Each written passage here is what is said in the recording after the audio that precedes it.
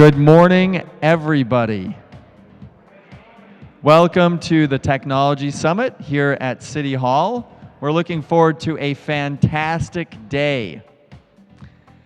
What we're going to start with today is a little demonstration of the Wii system. That's W-I-I. The Wii system is an interactive gaming system that allows people to play different activities and participate in different fitness activities together. A lot of Wii systems, I think about 40, are being deployed around the city to different senior centers and senior residence facilities in order to encourage older adults to get more involved with physical activity using technology. So we're going to spend about the first 30 minutes or so here today demonstrating the Wii. Not only will we demonstrate how to use the Wii, but we'll demonstrate also some adaptive devices that can be used so Wii can be an inclusive activity for all adults and also children. I'll introduce myself. My name is Dr. Chris Thompson. I'm from the University of San Francisco. Go Dons. USF, not UCSF. Yeah, good. Yes, 1855. I haven't been there that long. And I'm in the Department of Exercise and Sports Science, so I think it's a good match for me to be demonstrating the Wii, which is a good physical activity. I'm joined up on the stage by a student not from USF, but from San Francisco State. And we actually talk to each other. This is McKenna. McKenna, say hi. Hi, good morning. And then finally, I'm joined up on the stage by Alicia Contreras from the Independent Living Center here in San Francisco. So it's great for all of you to be here today. People will be trickling in over the next half hour, but we're going to give you a little taste of what Wii is like. So we've already set up the game, and I'm going to start by playing McKenna in a little game of tennis. The interesting thing about Wii is that we use this little remote right here, and just by moving our arms, we can control the movement on the screen. So you're going to be watching up on the big screen as we play a game of tennis. McKenna, are you ready? All right. So we're going to select two players. That's me. Does that look like me? It kind of does. Does that look like McKenna? That is not by chance. You can create your own person for the game. So you can make that person look like anything you want. They can even look like aliens if you feel like it. Interesting. So those are going to be our me's. And we are going to play some great tennis today. Okay. Now, one thing to tell you, there is a little bar on top of this television, and it picks up the movement of our arms. So we're kind of going to face that television as we play. Okay? All right. So here we go. How many of you are cheering for me? How many of you are cheering for her? What's up with that? Okay, that's it. All right, you're going down. So here we go. We are going to play a single game of Wii tennis. McKenna, are you ready? All right, here we go. We're going to get intense.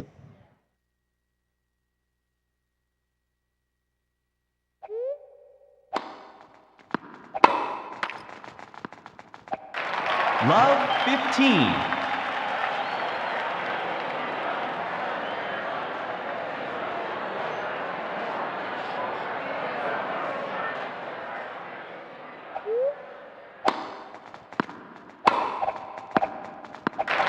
Love 30.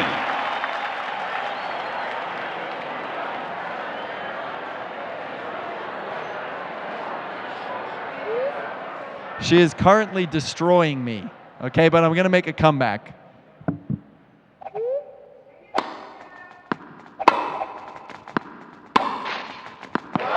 Love 40. This is not good. She has triple match point on me. Okay. Match point. Okay, I'm ready.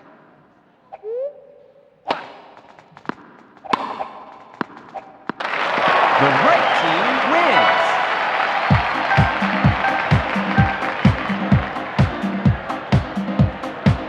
I just got destroyed. There we go. I lost badly. Let's hear it from McKenna. Okay, so McKenna and I are going to demonstrate one other sport real quickly, and then Alicia and I are going to play, maybe I'll have McKenna and Alicia play since she beat me, in a little game of Wii Tennis themselves, and we can see how the adaptive equipment works. All right, so we are going to go to quit. We're going to go to a different sport. We're going to go to, let's go to baseball. All right, we've got 2 players for baseball. We've got me and McKenna. Okay, in baseball, just like you've got a pitcher and you've got a hitter.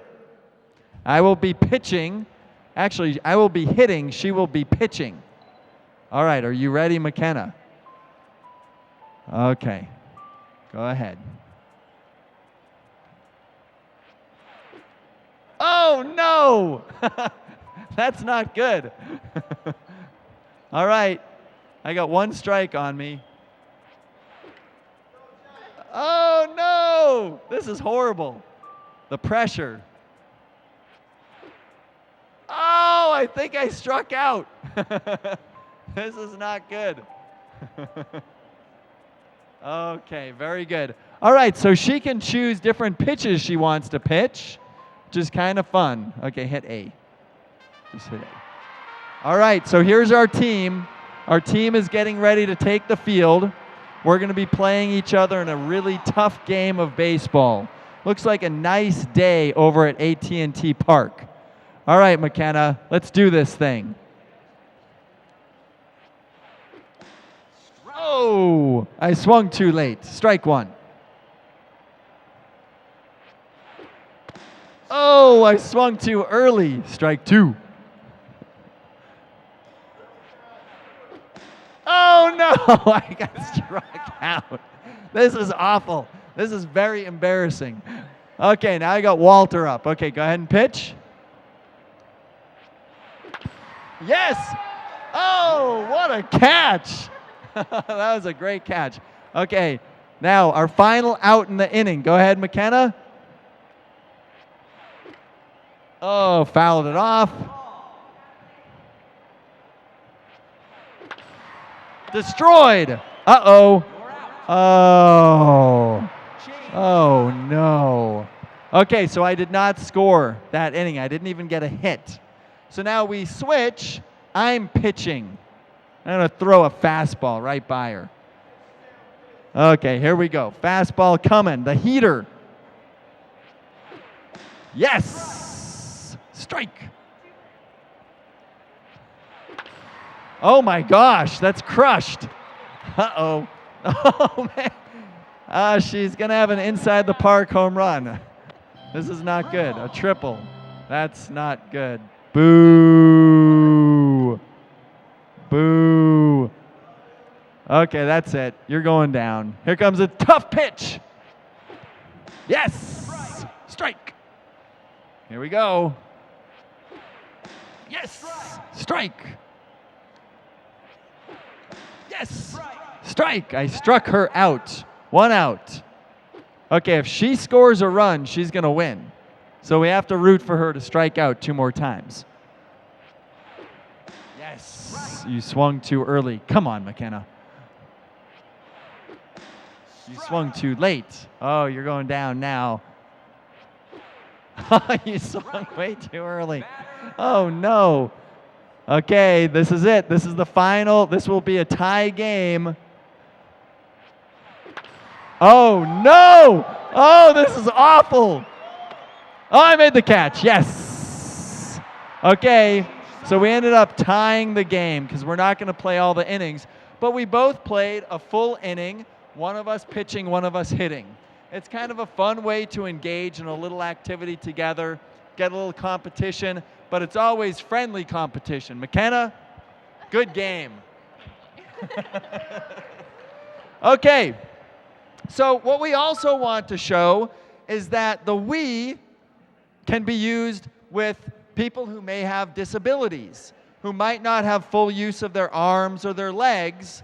And we have Alicia here from the Independent Living Center in San Francisco to help us demonstrate some adaptive equipment specific for people with disabilities to use the Wii.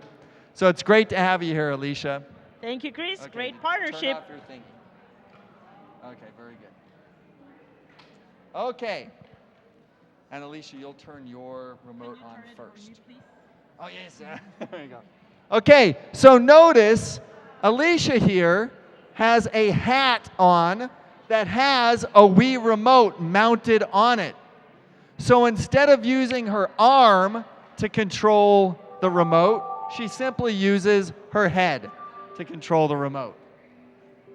So we're going to play a couple of games, and it will be me against Alicia. You better root for Alicia. Okay, so we're going to choose Wii Sports. This is the main menu screen when you start Wii. You can choose the activity up in the upper left corner, which is Wii Sports. You're number 2. McKenna, are you on? Yes, you are. Turn yourself off. Are you off now? Okay, good. Keep yourself off, McKenna. So we choose up in the upper left-hand corner, we choose on the menu. Go ahead and hit A. A for you. So on the main menu, if we look in the upper left-hand corner, we see Wii Sports. That's the activity that we loaded into the console. And using her head, she's choosing Wii Sports. McKenna, you're going to turn on. It's going to be the two of you against each other. I'm just going to, yes. I'm using the switch. And what's interesting is we have buttons. Instead of the buttons on the remote, there are buttons that she can use her hands with, which help to allow it to be, again, an adaptive device for someone with a disability. Okay, McKenna, turn on your remote. You guys are going to play against each other. So I'm going to narrate. It's going to be McKenna versus Alicia in a game of tennis. Winner takes all. Press A and B together. B together. Hit no for a save file. So these are the introductory menu screens with Wii. Very simple to navigate through. And then we'll simply choose tennis on the top of the menu screen. They'll choose 2 players because it's going to be Alicia and McKenna playing against each other. And we've again created a character that looks a lot like Alicia.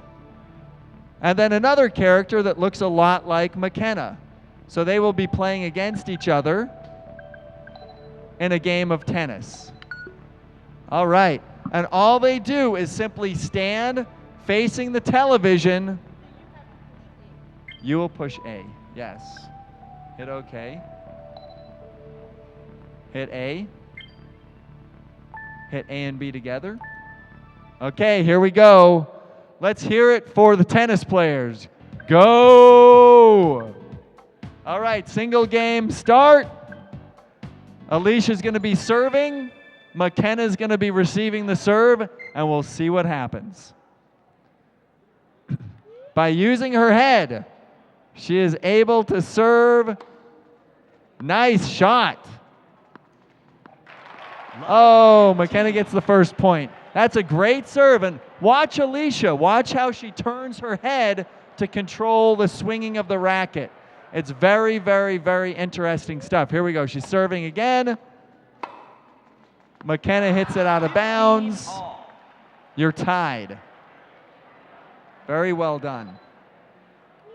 Okay, here comes another serve. And boom! Great serve. Good enough. Alicia scores another point. just by turning her head. Good try, McKenna, but you didn't get anything.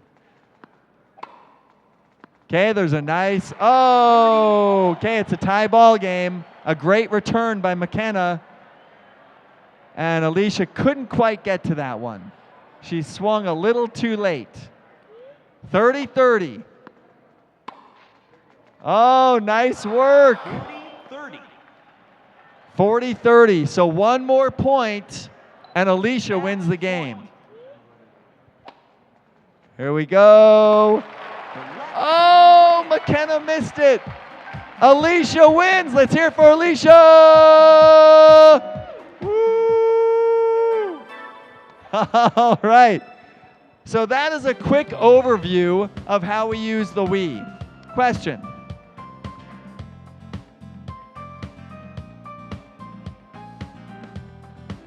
The question is, do you have to have a special computer to connect the Wii to a television? The answer is no. This black box right here is the Wii console. You plug the CD into it and you plug it into the television. So really, any television will work with the Wii. The nice thing is, it works really well with the big flat screen TV because you can see the action a little bit better. Good question. Okay, one more question, Alan. The average cost. Well, if you're one of the contracted city senior centers, since this is part of our B-Top Broadband Technology Grant, the average cost is $0. But if you were to buy this for your home, it costs a couple $100. And then the games each cost between $20 and $40, depending on the games. They have hundreds of different games to play with the Wii. Okay, now what we also want to show you is the fact that we have other adaptive devices that can be used with the Wii. This is a foot pedal. So along with the little buttons that are on this hand device here connected to Alicia's remote, we can use foot pedals if there are games that require numerous controls. 4 buttons, 2 buttons, and then 2 foot pedals for 2 more buttons. So again, it's very adaptive. Then, really interesting, what about somebody who might be a quadriplegic and does not have the ability to use arms or legs? There is a sip and puff adapter, which allows someone to essentially control the Wii with his or her mouth. So you can still engage in playing the Wii just by puffing into this tube. So this company has made the Wii completely accessible for anybody to play, which is a great option. Now, if you want more information about the adaptive equipment for the Wii, you should visit Alicia's booth. Alicia, tell us a bit about your booth today, please. Sure. I work for the Independent Living Research Center in San Francisco, and I manage the program that is for people with disabilities who need assistive devices. And there's this great program that is the AT Network, and a coworker and I work with it. If anyone is interested in borrowing this equipment, you can call to our office. We can help you to register, and it has no cost. You can keep it up to 30 days, and you can borrow a lot of things that would help people with different needs to either play Wii or do anything else. Even simple things. Let's say someone wants to buy a walker, but you're not sure what kind of walker. So if the center happens to have a walker, different walkers, you can try different walkers before you make your final decision of what you want to buy. Fantastic. So again, Alicia will be over and they'll have a resource table here throughout the course of the day. If you want more information about this is what the adapted Wii equipment comes in. You can probably guess when we went through the metal detector this morning, they looked very closely through this thing. But it just has the remotes, it has the sip and puff and it has the different adaptive equipment that we can use with the Wii. So you can ask Alicia at her resource table today more about it. The cost is around $1,000. However, they've already purchased it, and they will let centers borrow it for free, correct?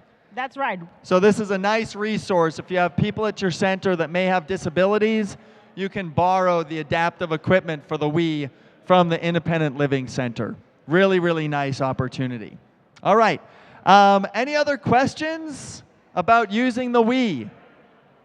Are you all looking forward to having the opportunity to use the Wii at your center? No? Okay, some people might not be into using the Wii, and that's perfectly fine. Yes? Blind person. Okay, I'm sure there may be some adaptive opportunities for people who are visually impaired. Alicia, do you know anything about that? The director of our center is blind, and actually she was telling us the story that she had a lot of fun playing bowling, because bowling, if you can exactly remember what movement and where you have to do it, it's very fun. So there are different ways, and you know, bowling, I think, is one of the possibilities with Wii without any adaptation, just having the remote and directing the person in the right spot. Right.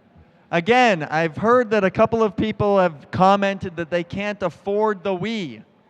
Go to your local senior center. The Broadband Technology Grant Program has purchased about 40 Wii systems to be distributed throughout the city. So find out if your local senior center is part of that program and has a Wii. I'm going to be doing a training with all the senior center activity directors in the next couple of weeks so that all of them will know how to supervise and manage and use the system. So by this summer, there should be Wii at a senior center near you. And we urge you to try out this new activity because it's really fun to play golf, play tennis, play baseball, even boxing. Challenge somebody who you don't get along with very well at the senior center to a game of boxing. But don't actually punch the person, okay? We don't do that. So it should be a great opportunity this summer for you all to experience the Wii. They're going to start with the formal program in a couple of minutes, but we all wanted to thank you for this time to give you a little demonstration of the Wii, and we look forward to seeing you soon in the future. So thanks very much. Thank you.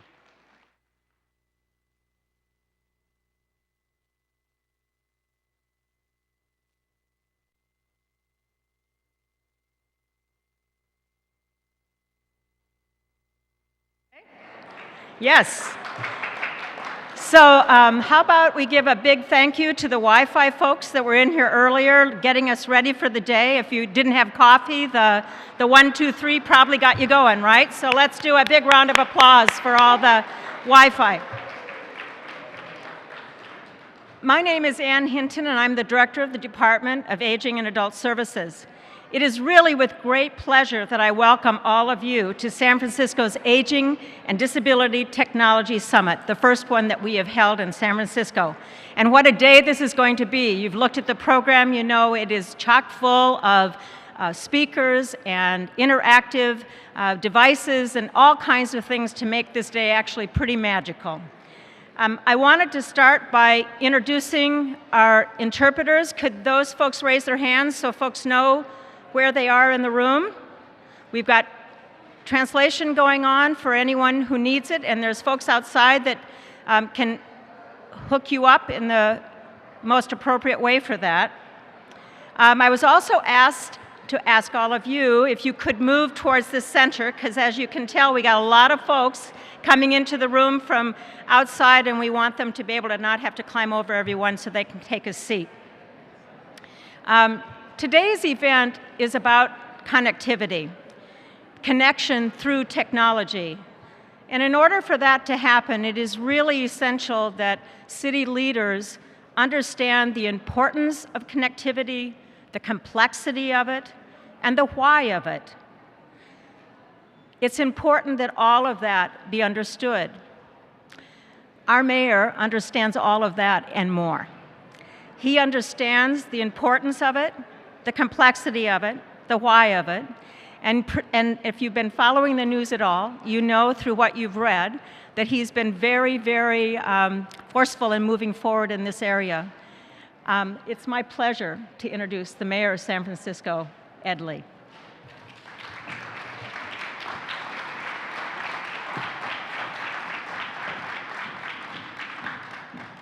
Good morning, everyone. Welcome to City Hall. All right. Well, your board president, David Chiu, and I were just discussing what game we're going to play on each other when we go outside and work on your computer. So we're going to look forward to doing that. But I want to thank Ann Hinton and the Aging and Adult Services Department for her wonderful leadership. Third Summit. Thank you very much, Ann. Congratulations, because you've been not only engaging our communities, Ann, but your department has always been looking out for things that would help increase capacity, connectivity, and I think this year's focus and this summit's focus on creativity and technology and making sure that we use a wonderful grant from our federal partners and Department of Commerce to help us engage healthier, happier, and more connections with our aged community and persons with disabilities. I think it's a wonderful goal, and we have a lot to talk about today. I also want to welcome all of the businesses that have been partners with this. You know, when it comes to technology, we in the government can never do it alone. And whether it's federal or state or local government, we've got to work with our private partners so that all of the media connections can happen. So I want to just give a shout out to Comcast, Verizon, the San Francisco Health Plan, SCAN Health Plan, Unlock, our media partners, all the other organizations and volunteers who are working along with us to help our seniors and help our people with disabilities connect up. This summit, it really is to launch a new program, our SF Connected program. And this allows us to work with all of our seniors in so many locations throughout the city, get connected up, to provide a higher level of digital literacy and broadband adoption, whether it's in our community centers, our housing authority centers, our low-income service centers, the like. We are announcing today that we're going to complete with this grant 53 locations throughout the whole city. 53 of them. We've already got 28 of them set up, and by the end of the month, or early next month, we'll have an additional 25. And that's going to be a lot of places where our vulnerable populations can become that much more digitally literate, and they can benefit from the innovations of social media, have their health resources and information online, and also be able to play some games as well as visit your family online as well. You know, when you get more digitally connected, you're going to be able to find that there are going to be great ways to talk to your doctor or your nurse. You're going to be able to access health resources that much easier that's online. You're going to be able to set up email accounts for yourself. And then those of you, and I know some of you here might be owners of Facebook, you can be billionaires this Friday, right? How many of you are going to be billionaires? Well, you're going to also be able to enjoy Facebook page. You're going to be able to send a tweet out. Anybody here tweet before? I didn't up until a few months ago. Well, you're going to be able to also, and one of the most valuable things, is we tried it, Anita and I, my wife tried it this weekend, you're going to be able to make free video calls. How would you like to talk to family and friends on video, on your phone or on your computer? Be able to see family members and friends talk with you right there live. You know, it used to be kind of Star Trek-y to be able to do that. You can do that these days very affordable if you train yourself on some of the equipment that we have and the resources that we have, and be able to do that from the very senior centers that you live and work in and enjoy yourselves in.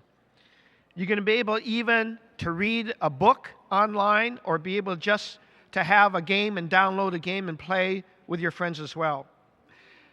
We're all lucky to live in San Francisco because so many of our technology companies have located their headquarters here in San Francisco.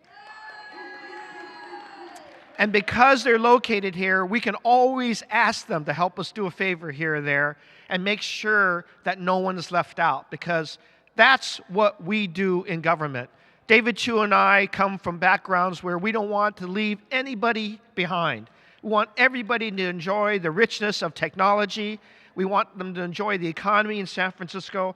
And that's why we're working so hard to make sure our central marketplace is welcoming of all these technology companies, making sure that we can work with other cities. I am very lucky to be part of the U.S. Conference of Mayors, and they allowed me to represent San Francisco as an innovative center for all the rest of the cities across the country.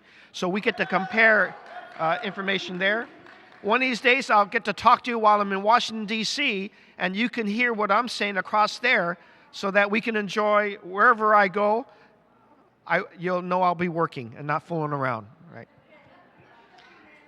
Finally, we also are using technology to join our private companies in hiring San Franciscans.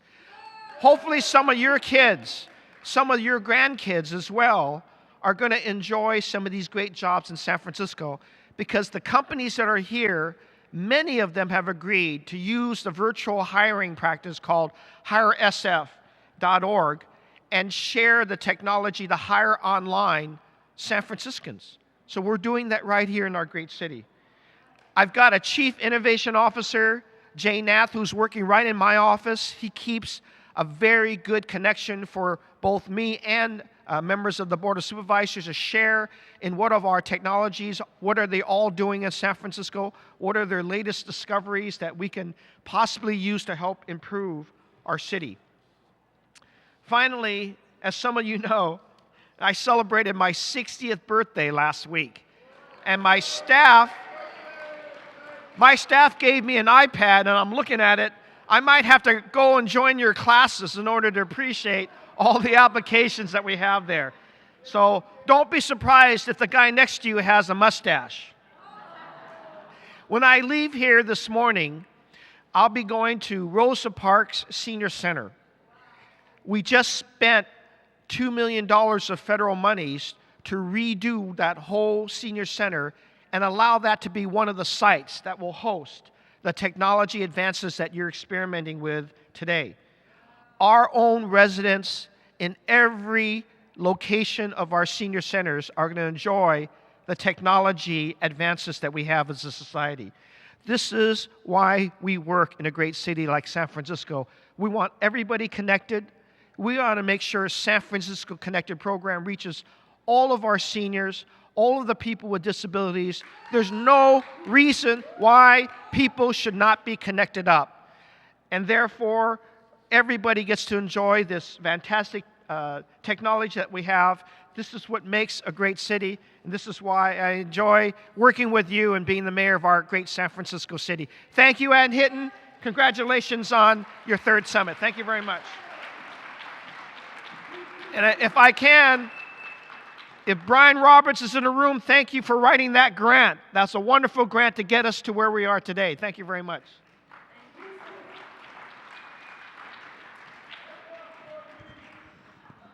So it's true, you know, there's a lot of wonderful things about San Francisco. There's all of us, there's all that marvelous food, and we have terrific leadership. And it's important that we have good leadership in the departments, in the mayor's office, in our budget office, but likewise, really important that we have great leadership at our Board of Supervisors. David Chiu is the president of our board, and he knows the issue of technology, plus many other things, very, very intimately. He probably knows more than any of us will ever likely to know. We might wish to know it, but we're probably not going to, because he comes from the technology world. He was the founder and chief operating officer of Grassroots Enterprise, an online communications company. He's also a member of the city's Committee on Information, and he is, which sets policies within the city and provides the overall direction for our city and county's technology community. He has joined with Mayor Lee to attract technology companies to San Francisco and to connect them to our community. It's really with a great deal of pleasure that I introduce to you President of our Board of Supervisors, David Chiu.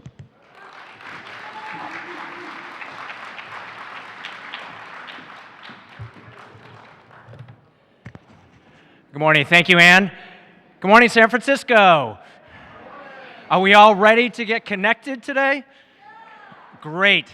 I wanted to be here this morning in part because my own start in technology actually happened in this very building. 13 years ago, I went to a meeting of the Board of Supervisors, and I ran into a classmate of mine. And the two of us started talking about, and this is during the first internet revolution, a Web 1.0 world. We thought, is there a way for technology to be used to better connect people? This became the genesis of a company that I helped to start. And one thing we realized during that first .com revolution was how many people, though, were unfortunately not connected. Whether they be members of immigrant communities, whether they be members of various ethnic and diverse communities, and we definitely knew that there are many seniors and many members of our disabled communities who were not connected. And I want to thank Ann Hinton, and I want to thank the Department on Aging for everything that you guys are doing to make sure that all of San Francisco is connected. The mayor talked about all of the things that could happen once people get online. You can get information about health care, which could make sure that it saves your lives or the lives of those who you love.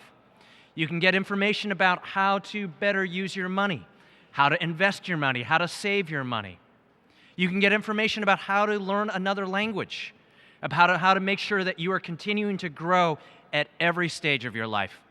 And as the mayor said, you can also learn how to play games with your children and your grandchildren. It took me about 5 times to get my mother on email.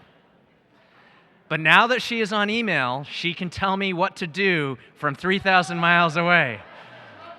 And that is a good thing. And I think one of the most exciting things about this technology revolution is how it changes constantly.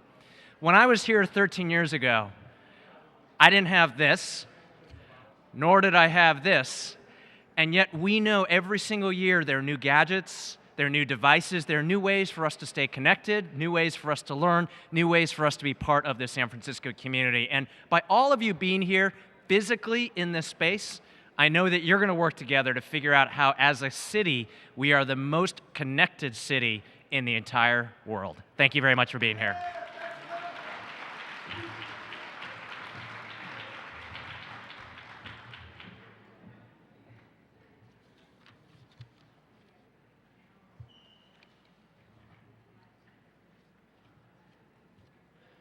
So we just have a few more people that we want to thank. Can you hear? We just have a few more people that I want to thank this morning before we head out to have all of our fun. And that's the Planning Committee.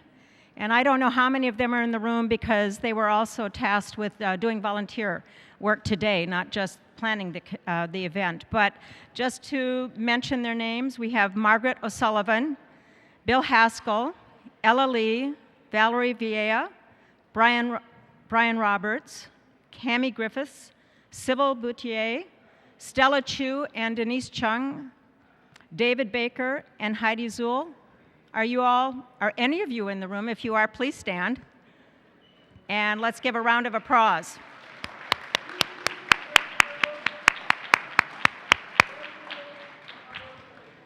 Now, every event really needs to have a planning committee, and then you have those folks that do. I'm kind of known in my office for having these ideas, but ideas are no good unless you've got folks who can really take that idea and run with it and put it together and make a day like today happen. And so I really want to now, I think, focus on the folks who have coordinated this whole day for us. and Dolores McGee, Margaret Gray, Marcia Karen Holt, Joan Teeter, Mira Luna, Janice Kemp, Jennifer Walsh, Judy Gaddis, Candace Smith. Any of you in the room, or are you all out being busy in those other spots? If you are here, please stand up. And a round of applause.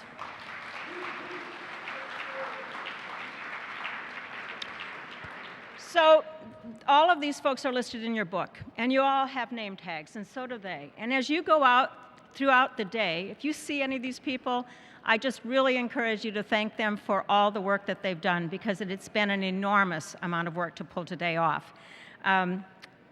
But there are two people that I want to really single out for today's event, and that's Marie Jobling and Judy Otta.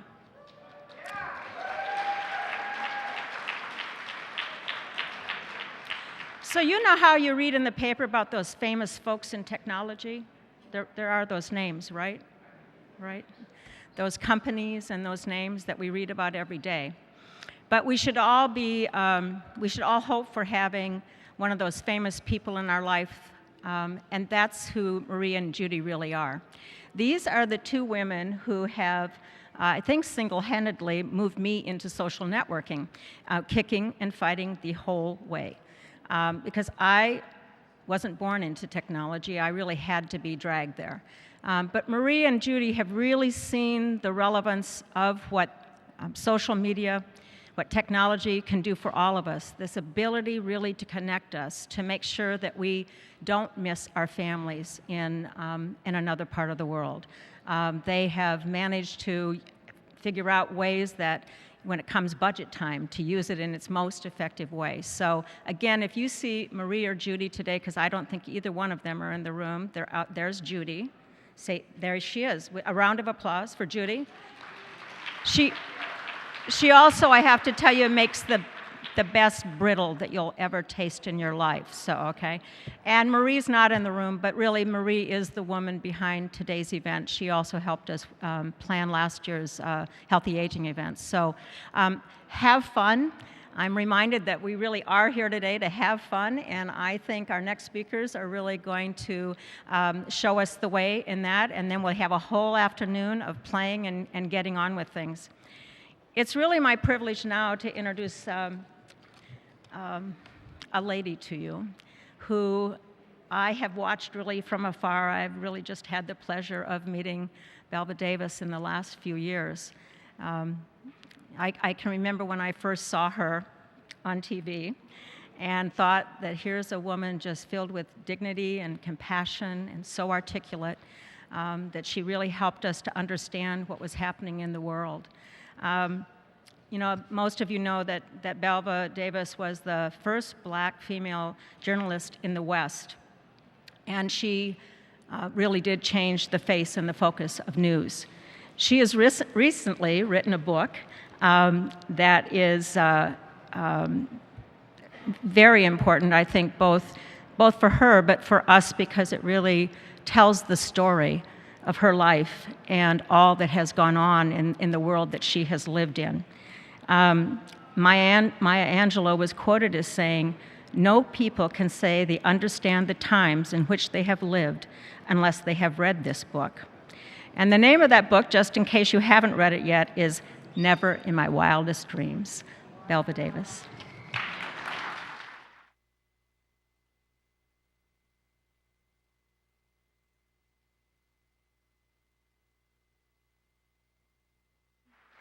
Which mic shall I use?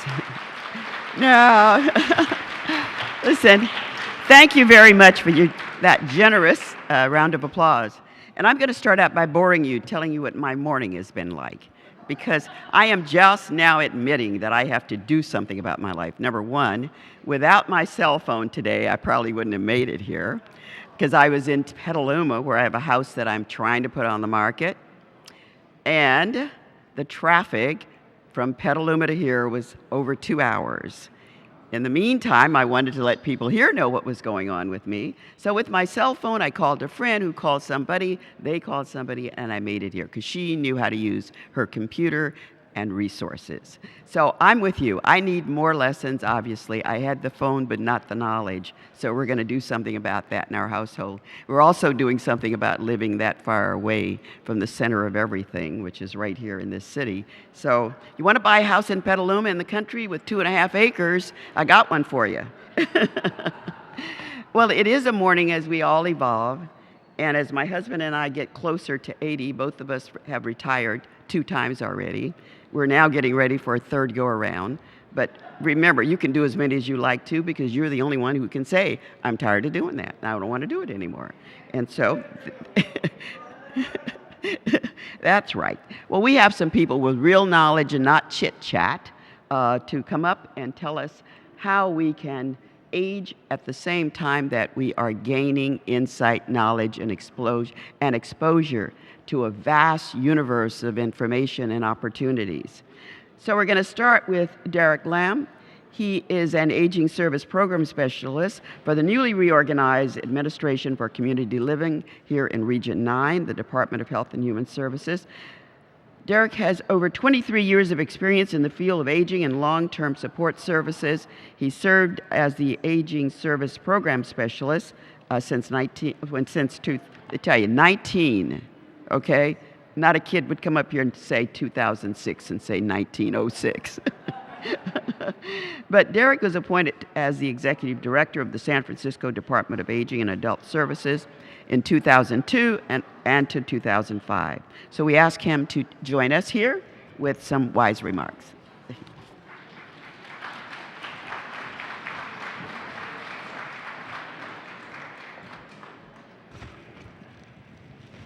Good morning, everyone. Can you hear me?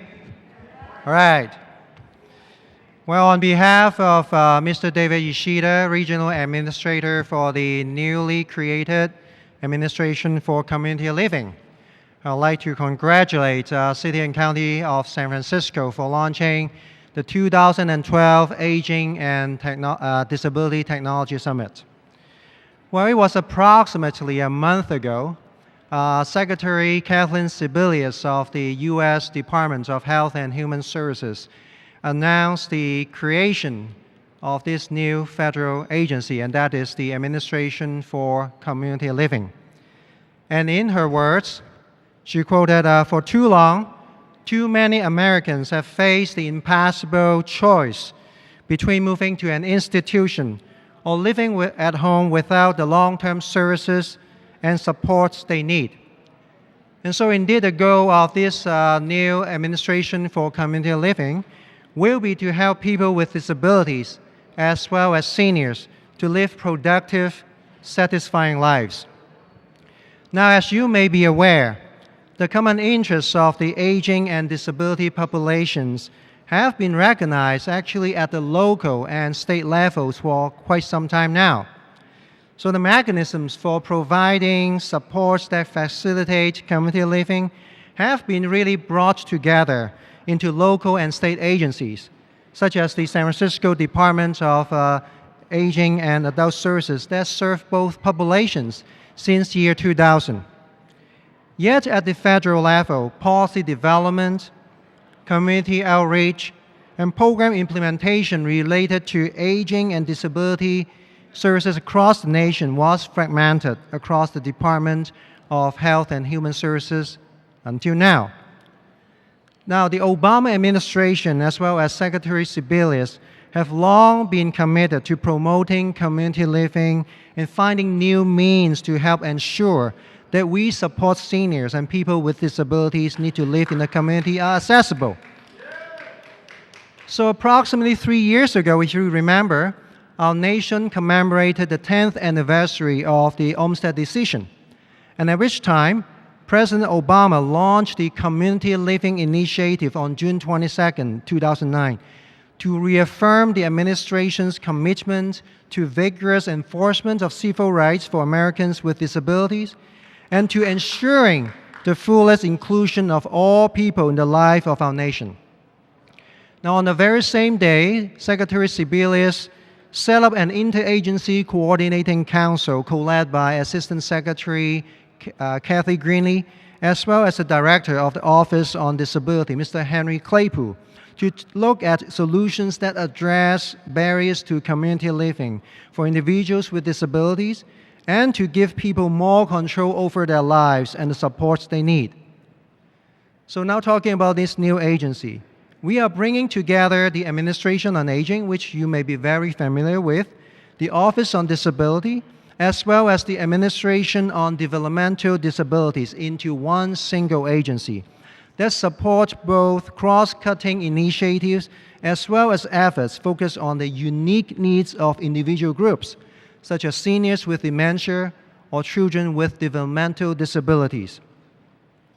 The day-to-day management of the programs under the Administration on Aging and the Administration of Developmental Disabilities will relatively remain unchanged, with the current program staff retaining the assignments. Kathy Greenlee, as I mentioned, the Assistant Secretary for Aging, is now the administrator for the new federal agency. Henry Claypool, the former Director of the Office of Disability, is now the Principal Deputy Administrator, remains as a Senior Advisor to Secretary Sebelius on issues pertaining to disabilities, so that the disability community will have direct access to the Secretary. Sharon Lewis is the Commissioner for the Administration for now the newly formed Intellectual and Developmental Disabilities. And then on the aging side, Mr. Edwin Walker serves as the Deputy Assistant Secretary for Aging, advocating on behalf of older Americans. Now, this new federal agency will seek to enhance and improve the broad range of support that individuals may need to live with respect and dignity as full members of our communities. These needs go well beyond healthcare and include the availability of appropriate housing, employment, education, meaningful relationships, as well as social participation. In addition, we'll be working with the Centers for Medicare and Medicaid Services to develop, refine, and strengthen policies that promote independent living among all populations, especially those served by Medicaid. We will also work with CMS to promote home and community-based services and supports.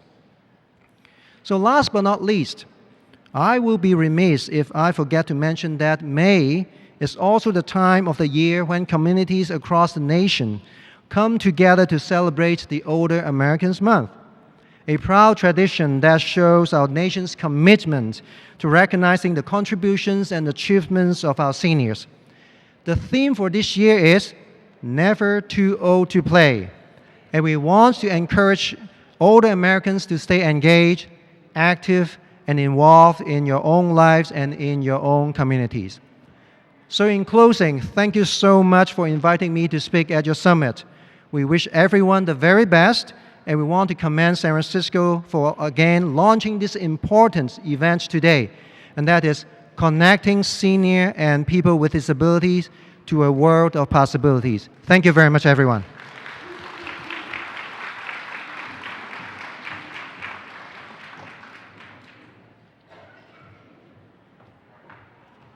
Well, I think this program certainly is set up in the right order. Learn something about your topic, and then when you go over to play, you'll understand the importance of what you've learned, and you can feel smarter about it. So we have a lot of smart people that are going to be on the stage here. Right now, it's Ann Neville's turn. She directs the State Broadband Initiative at the National Telecommunications and Information Administration. In that capacity, she's responsible for both the development of the National Broadband Map and grants to states to support broadband data collection and the state's broadband capacity and leadership efforts. Now, this is a very important job, believe me. I belong to a committee in Washington called the Minority Media Coalition, and our job is to stay on the federal agencies to make sure that minorities, those who consider themselves elderly and in need of help, and the disabled are included in this new world. So please welcome Ann Neville.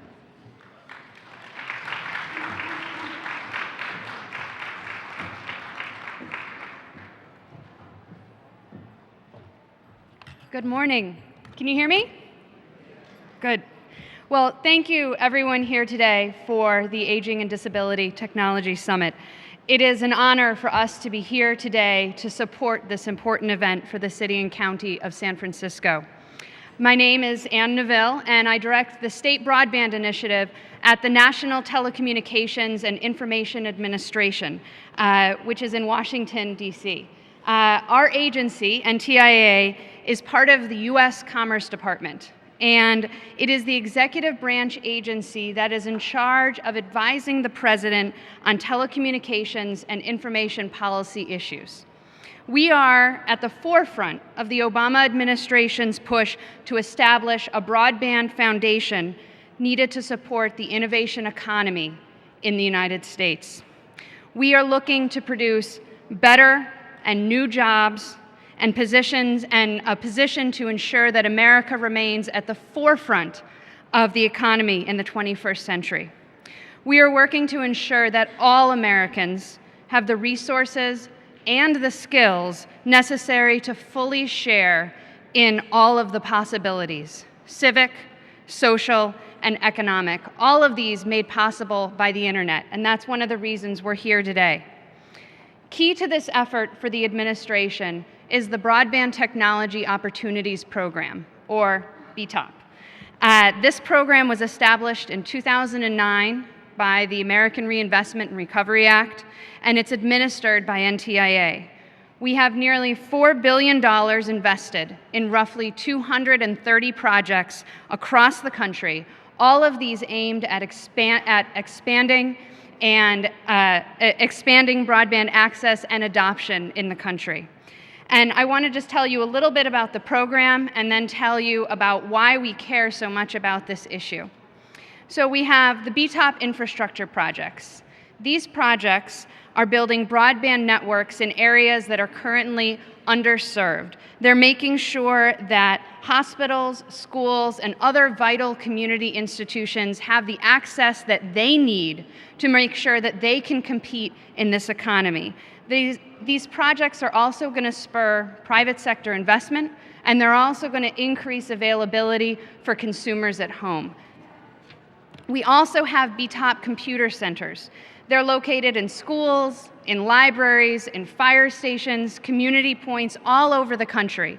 And they are providing broadband access to people who are hunting for jobs, for people who want to go online, but don't have access at home because maybe they don't have a computer or maybe they don't know how to use the internet. And we have the BTOP Sustainable Broadband Adoption Projects, like the one we are all part of here today. These projects are teaching computer and digital literacy skills to people who are not yet online and helping them to fully participate in a job market and a society that now takes these skills for granted. So our portfolio of projects addresses barriers to access and adoption and provides broadband education, training, and equipment to all of these communities. I'm here today because the City of San Francisco was awarded a nearly $8 million award as part of the Sustainable Broadband Adoption Program.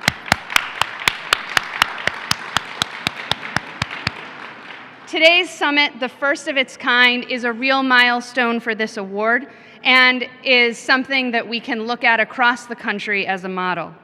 The grant is representative of 43 innovative broadband adoption projects currently being carried out across the nation.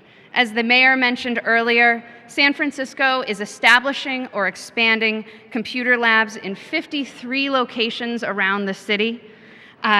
These labs are operated by some 30 different nonprofit organizations, housing providers, and community partners. The centers offer accessible touchscreen PCs with software that includes Zoom Text, Brain Fitness, Microsoft Office, and photo-video software in 6 different languages: English, Chinese, Spanish, Russian, Vietnamese, and Korean. In addition, San Francisco has 8 subrecipients, more partners, some of whom are also providing multilingual volunteer teachers and one-on-one coaches in areas such as social media, health information, and job skills. This is truly a remarkable partnership, and it's an amazing accomplishment, Anne. And San Francisco really is in good company in this regard. NTIA has invested $450 million for public computer centers and sustainable broadband adoption programs throughout the country. Several of these also focus on older Americans, and virtually all are providing public workstations equipped for people with disabilities. Collectively, the results of this work in San Francisco and in cities and states across the country will create templates for success that organizations around the rest of the country can replicate in order to help their communities move online. And getting communities online is the reason that we're so invested in this effort. It is critical to our future because broadband drives economic growth and broadband creates jobs. It provides the infrastructure that communities need to attract innovative businesses in a competitive global landscape. Broadband also allows businesses of all sizes to reach markets around the world. People who are aging or disabled have unfortunately historically been at the margins of new technologies when they are introduced. Today, as broadband internet brings expanded opportunities in healthcare, in education, and civic participation, projects like this one here in San Francisco are critical to making sure that all communities have access to life-changing technologies. High-speed internet connections make it possible for patients in rural areas to consult with medical specialists who are hundreds of miles away, for students to take online classes at universities that are across the country, and for governments to deliver services more efficiently and more easily to their constituents. For seniors, especially those whose families may live in different states or in different countries, broadband allows families to bond together in a way that telephone just never did. My own parents-in-law live in Mexico City, and we're lucky because we both have broadband connections in our home. And a few weeks ago, we got on Skype, we set up the computer in our kitchen, and they set it up in their dining room, and they instructed my husband and me as we tried to make one of their favorite meals. And they kind of scoffed when we were beating the dough too much, and they smiled when we had this kind of almost round tortilla. And for us, it was the best way that we could connect because they live really far away and we don't get to see them otherwise. And so it's an important way for all of us to be able to connect with our families and with our communities. For Americans living with disabilities, many of whom are also aging Americans, broadband and computers, however, can provide even more critical tools for health and wellness. They allow someone with a speech impairment to email her doctor, a person who is mobility limited to attend classes online, and someone else to work from home. In fact, according to the Center for Accessible Technology, 29% of people with disabilities would join the workforce if telecommuting were actually a viable option for them. Before even working from home, however, broadband is now a necessity for anyone who's searching for a job. Many job openings are only posted online. About 80% of Fortune 500 companies only accept job applications online. And about 60% of working Americans use the internet as an integral part of their job every single day. If you don't have broadband, you are increasingly cut off from these opportunities. And unfortunately, NTIA's own research shows that there are still too many Americans who are on the wrong side of this digital divide. In collaboration with the US Census Bureau, NTIA conducts some of the most extensive survey work on broadband adoption trends in the US. Our most recent survey was conducted in October of 2010, so not very long ago. It showed that 68% of Americans subscribe to broadband. That's up. 68% is up from 51% in 2007 and 64% in 2009. But that still leaves roughly 1/3 of Americans who don't have access to the internet at home. Also troubling, Our survey reveals that there is still a substantial digital divide that breaks down along traditional racial, ethnic, age, and geographic lines, and by disability status. For example, 72% of white households had broadband access at home, compared with only 55% of African American households and 57% of Hispanic households. That's a 17 and 15-point difference. There's a similar divide between urban and rural America, where 70% of urban households have access at home, but only 57% of rural households are subscribing to broadband. Seniors and people with disabilities also have far lower rates of adoption than the country as a whole. Almost half of all households headed by someone with a disability did not have a computer. Compare that to only 20% of households that didn't have a computer if they were headed by someone without a disability. Similarly, 43% of homes headed by someone with a disability subscribed to broadband, compared to 72% of all homes, a 29-point difference. Our data also show that older Americans, particularly those 65 and older, are less likely to live in a home with a computer or to have broadband internet access at home. And what's more, as we looked further into this data, we found that when we looked at other socioeconomic factors like income or education, it didn't fully explain the gap. Even after accounting for these for socioeconomic and geographic factors, African American and Hispanic households still lagged white households in broadband adoption by 11 percentage points. And rural households still lagged urban households by 5 percentage points. These ongoing disparities and our critical need for our nation's future to overcome them are why today's summit is so important. And the work that the city of San Francisco is doing and has already accomplished, it's why it's so important. Together with our grantees, we're on the front lines working to close these gaps and ensuring that no one is left behind out of this technical revolution. As of the end of 2011, BTOP grantees had installed or updated more than 45,000 miles of broadband telecommunications lines. They had upgraded and improved service to more than 6,000 anchor institutions, schools, libraries, hospitals across 35 different states. They'd installed more than 29,000 workstations in public computer centers, and they had produced what's really amazing, 260,000 new broadband subscribers, as we hope many of you here today will become. BTOP projects are reaching every state and territory across the US. And at NTIA, we are gratified to watch what this team has accomplished here in San Francisco. Like the BTOP program overall, this project represents critical investments in the future of our nation. Investments that are producing immediate benefits, but are also going to pay dividends for years to come.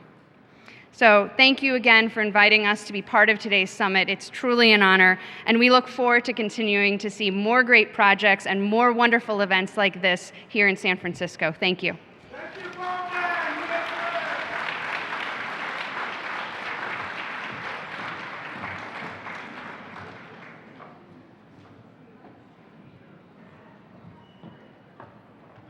Well, as the kids say, that's information you can use. Thank you so much, Anne. Our next speaker is the co-founder and chief scientific officer of Post-it Science. Michael Merzenich heads the company's global team for more than 3 decades. Dr. Merzenich has been a leading pioneer in brain plasticity research, and in the late 80s, he was responsible for inventing something that I hope to own on my own once, an implant to improve my hearing. In 1996, Dr. Merzenich was the founder and CEO of Scientific Learning Corporation, which markets and distributes software that applies principles of brain science to brain plasticity to assist children with language learning and reading. We're proud to have him join us today to take part in this forum.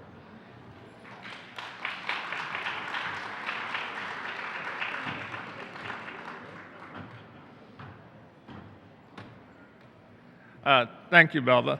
I want to one-up the mayor and say that today is my 70th birthday.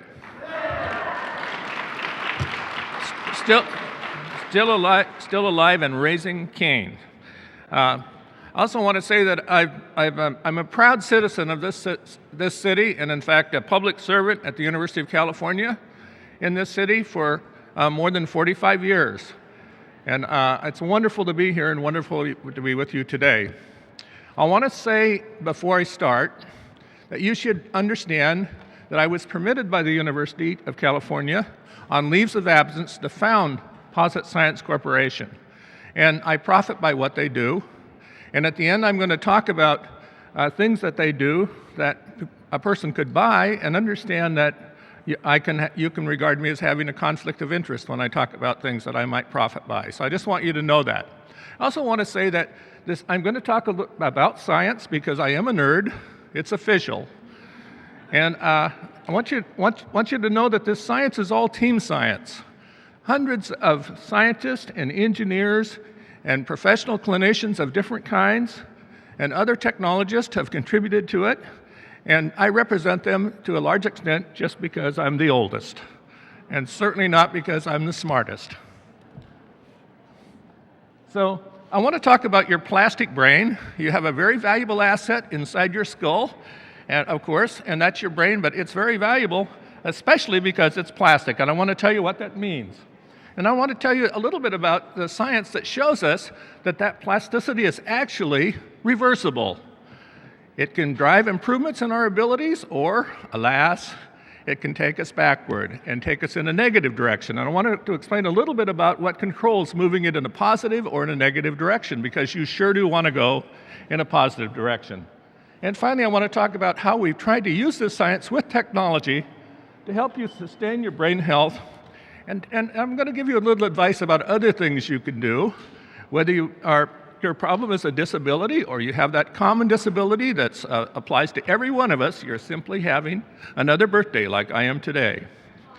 Okay? And on the path to a better, healthier, safer, and hopefully happier life. So first of all, I want you to know that we used to think not very long ago, the predominant scientific view was that the brain grew up in early life. There was a period of maturation, and then it became fixed in its connectivity and its wiring, and then it was like a computer that was hardwired. And the only way it had to go from a very early point in life was downhill.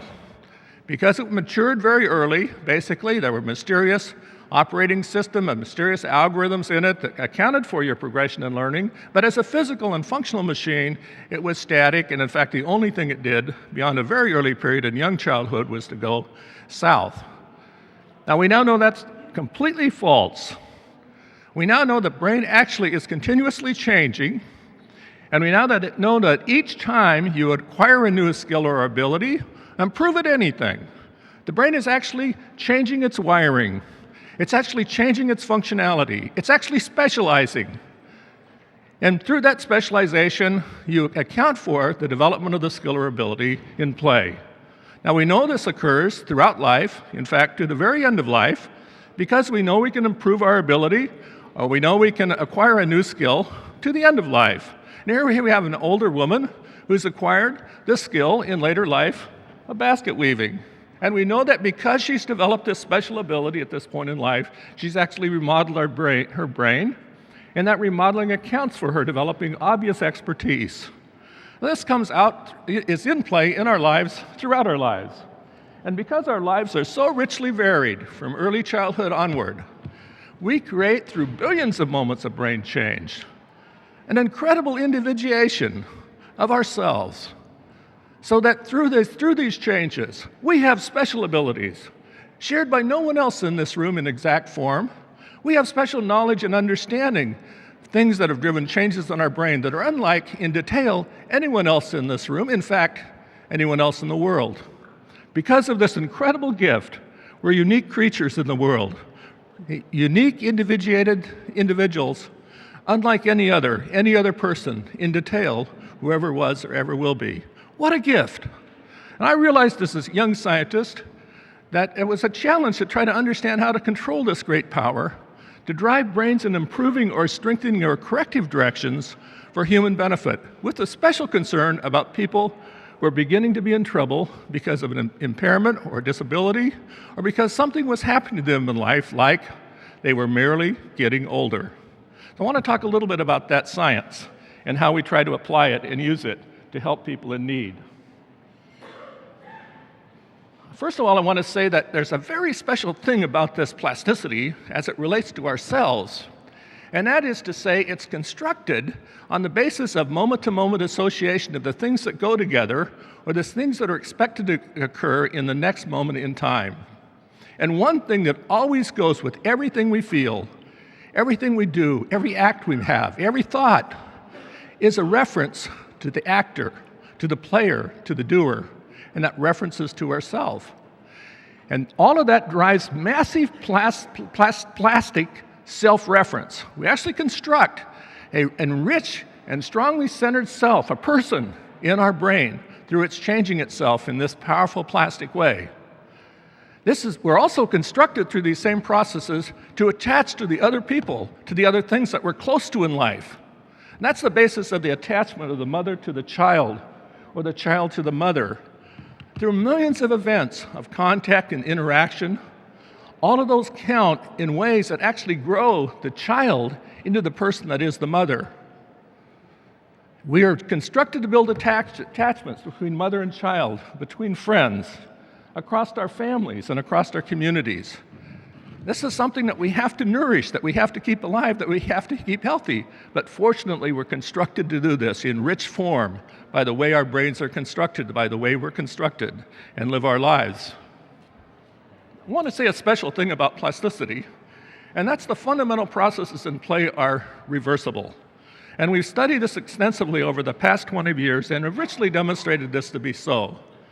And the studies begin by looking at something like an animal like a rat who might be in the prime of life, as in the upper left, or a rat who might be near the end of life below. We know this rat is old because he has white whiskers and white paws. So if you see a rat with white paws in your garage, I like to say, be nice to him. He's old. Of course, we're also even more interested in younger or older adult humans. And what we're interested in are differences in the brain operations of the old versus the young. And we've looked at this very richly in science. And in fact, we've looked at almost every way you can think of the operational characteristics of old and young brains. And what we see on a statistical average is that everything we look at is different. Now you could say, well, how many of those things that are different, physically, functionally, or chemically, really seem to be stronger, really seem to advantage the older brain? And the answer is none of them. Alas, old is slower, old is less precise, old is less refined, old is slowly deteriorating. Now there's good news to my story in a minute, so just wait for a minute. Okay? So then we ask, well, in how complex a way would we have to train the rat, or how complex a way could we have to train the human to reverse these characteristics that define them as old? Before I say that, let me just say something else about being old. You could say, well, if we're all deteriorating because we're older, why the heck do young people tolerate us? And the answer is simple. There's something that grows in us continuously across our life, undeniably grows in us, and that's knowledge. Older people know things. They've lived a life. They have experience. And not only do they have knowledge, they've manipulated that knowledge in complex ways in their brain, and they've come to intelligent conclusions about them. We call that wisdom. If you don't believe that, imagine a World War II with a Britain led by a 25-year-old Winston Churchill, right? You need wisdom. You need wisdom. Societies need wisdom. They need knowledge. They value it. They value older people. But operationally, functionally, you know, we've slowed down. Operationally, functionally, we are less precise. We remember less. We're less effective than we could or should be. Now, so we ask the question, how complicated would the training could be, and what of these things are reversible? And I'll tell you right now the answer. Everything is reversible. Everything is improvable. Every dimension of the physical, functional, chemical brain can be driven in a positive direction. It's all reversible. We're constructed to be basically reversible. So, first of all, we look at the processes of the brain as they relate to the alertness of the brain, and we see that they're recovered.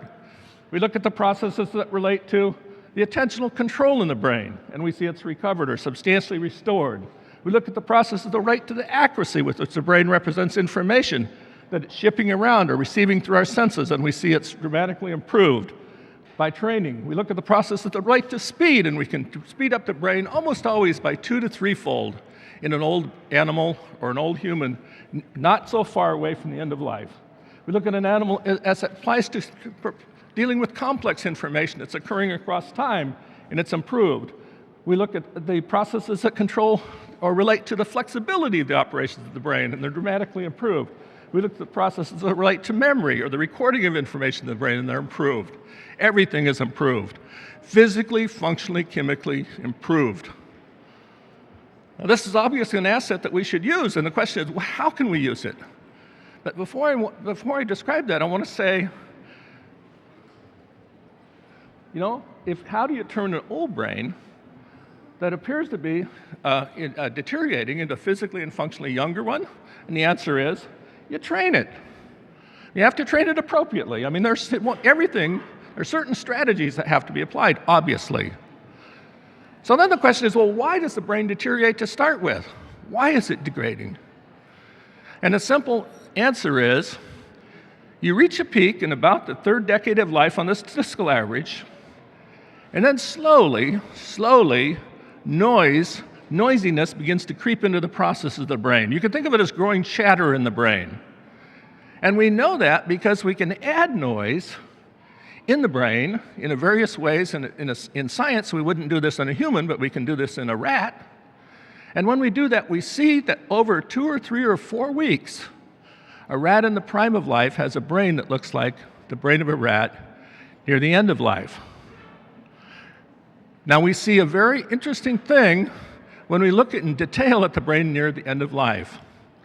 We actually open up the characteristics of the brain near the end of life if we carry this to a far enough extent so that the brain looks very much like the brain of a child, of a baby that's had literally no experience. And if you think of these processes as being reversible, of course that's true. We come out of the noise, you could say, and we refine our processes, and we get more and more competent in processing information in detail and more accuracy, and we reach a peak, and then slowly we decline back in the direction from which we came. And the culprit, what's causing this, is the growth of noise in our brain. So the question is, where does the noise come from? Well, it comes from in part because in the early part of our life, we're continuously learning and refining, and then we reach a point where we're largely operating automatically. We're largely operating on automatic pilot without thinking very much about the details of what we're doing. So as an example, think of this guy sitting in an orchestra, a professional violinist, a master at controlling the fingering hand, a master in controlling the bow hand, a master listener. Now what happens if Bill, in his professional career, stops practicing? What if he doesn't practice for a month? Everyone around him knows it. They say, why isn't Bill practicing? What if Bill stops practicing for a year? Well, he's probably lost his job. No one would mistake him now for a true professional. Everyone's worried about Bill. Well, what if Bill didn't practice for 10 years? Well, he'd be a pretty good violinist. From our perspective, he'd be fun at parties. He could make us cry playing the violin. But no one would really mistake him for being a professional. Well, what if Bill decided that he'd like to reinitiate his practice and recover his career? Would Bill have a chance? Well, you all know he would. Bill would improve a lot. Bill might be able to reestablish a professional career. There are many instances of professional musicians who haven't played for a decade or more and recovered their abilities to a very high performance ability. Now, you don't naturally practice in basically receiving in accurate ways the language that I'm delivering to you now. You don't practice it anymore. You practiced it when you were a kid. You're not practicing it now. You don't practice in the ways that are required to maintain the high fidelity processing of brain because we don't do it instinctively, especially in a modern life. So one of the reasons that our processes become noisier as we get older is that we're, in a sense, not practicing enough. Now, another reason is the very reason that we're here, and that's technology. And technology is all about providing us with a life that we can live that doesn't require living life without the rather troublesome requirement of having much of a brain. So these are all wonderful things. The average American citizen watches a box like this on the upper left for about 7 hours a day. That's called taking in information without action. Okay, not all good. It's a wonderful tool. I love it, but in moderation. Or on the lower left, on the lower left we see a topographic map from a satellite, and what you see in red is the city of Baltimore, and in the lower left is the city of Washington. What you see in red are places where the sunlight does not hit the ground because it's all paved. And it's paved to make sure that every footfall is secure, that you're never surprised, that you can walk and sleepwalk, in fact, across the landscape of our city and not pay a bit of attention to it. And you've been doing it. Many of you have been doing that for quite a few years now. Wake up. Start paying attention. It's not good to sleepwalk through life. It's the same way we modernize our internal environments so we don't have to worry about a thing. No uncertainty in them. There's no bump on that floor. Everything is controlled. It's designed to be controlled. It's designed to remove our brains from having to worry about the details of what we see, hear, feel. It's wonderful. Nothing better. I use Google for an hour or 2 or 3 every day in my work and in my life. What a wonderful tool. But what does it do? It reduces exercise in thought to the momentary process of looking up information. Wonderful asset used in moderation. So we don't have to know where we are in the world anymore. Our brains are constructed to reconstruct our modern environments in detail. And now we can have someone tell us from a distant satellite exactly where we are in the world. And so does our hippocampus, a critical organ that goes to heck in our old life, deteriorate as a consequence. So we're also adding noise by the way we live our life. But fortunately, we can compensate. And we can compensate by training our brains in a recovering direction. And we can use technology to do that. So what needs practice? How do you reverse age-related cognitive decline? Well, you have to work on those elemental skills and abilities that support accurate listening, vision, balance, the body senses, and action control. And you also have to regularly exercise the brain's learning machinery, because if you haven't been learning enough, it's slowly dying off. So you have to reinvigorate it. This is really important. So it's all about reestablishing your ability to see and operate in the world in all of its glorious details, and of exercising the learning machinery itself. We accomplish that in part, or we help people accomplish that in part, by constructing computer-based exercises that use these basic strategies to try to drive these changes in a brain with high efficiency. So these exercises and some of these are available in computers for you to look at today in this wonderful meeting, provide the easiest and the most efficient way to get this help. Brain exercise programs on your home computer. They're adaptive, so they're constructed to individualize training so that all the time you spend at training is useful.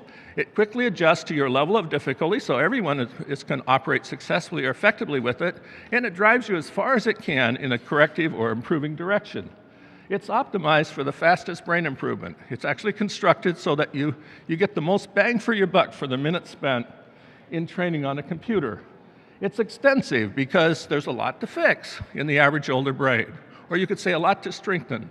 So you have to get to a lot of targets that relate to the complex operations that apply to receiving information, accurately interpreting it, remembering it, and using it in complex operations and thought in the control of actions. And then it's important that the outcomes or the benefits of this be confirmed. So with the help of scientists across the world, we've conducted very elaborate outcome trials that are like an FDA standard trial, a gold standard trial, that affirm that you actually do receive the benefit that the program is designed to deliver, at least on the statistical average. You should understand that everybody doesn't have an equal benefit from anything like this. The brain's too complex for this, but the average person benefits substantially from doing this in life. You can find out information from that by going to positscience.com, but you can also find out information from that for those of you who are coming to the workshop that my daughter Margie and I are delivering this afternoon. And at that workshop, we'll show you some of those exercises, and we'll also provide more information to you about them. And of course, I said again, some of these exercises on computers here at the meeting. Now, how would these exercises benefit you? What do we know from the science? And you can go to positscience.com and you can see the scientific references and see where the studies were done at different research universities, the Mayo Clinic and Harvard and the other places, and see what the confirmation is all about.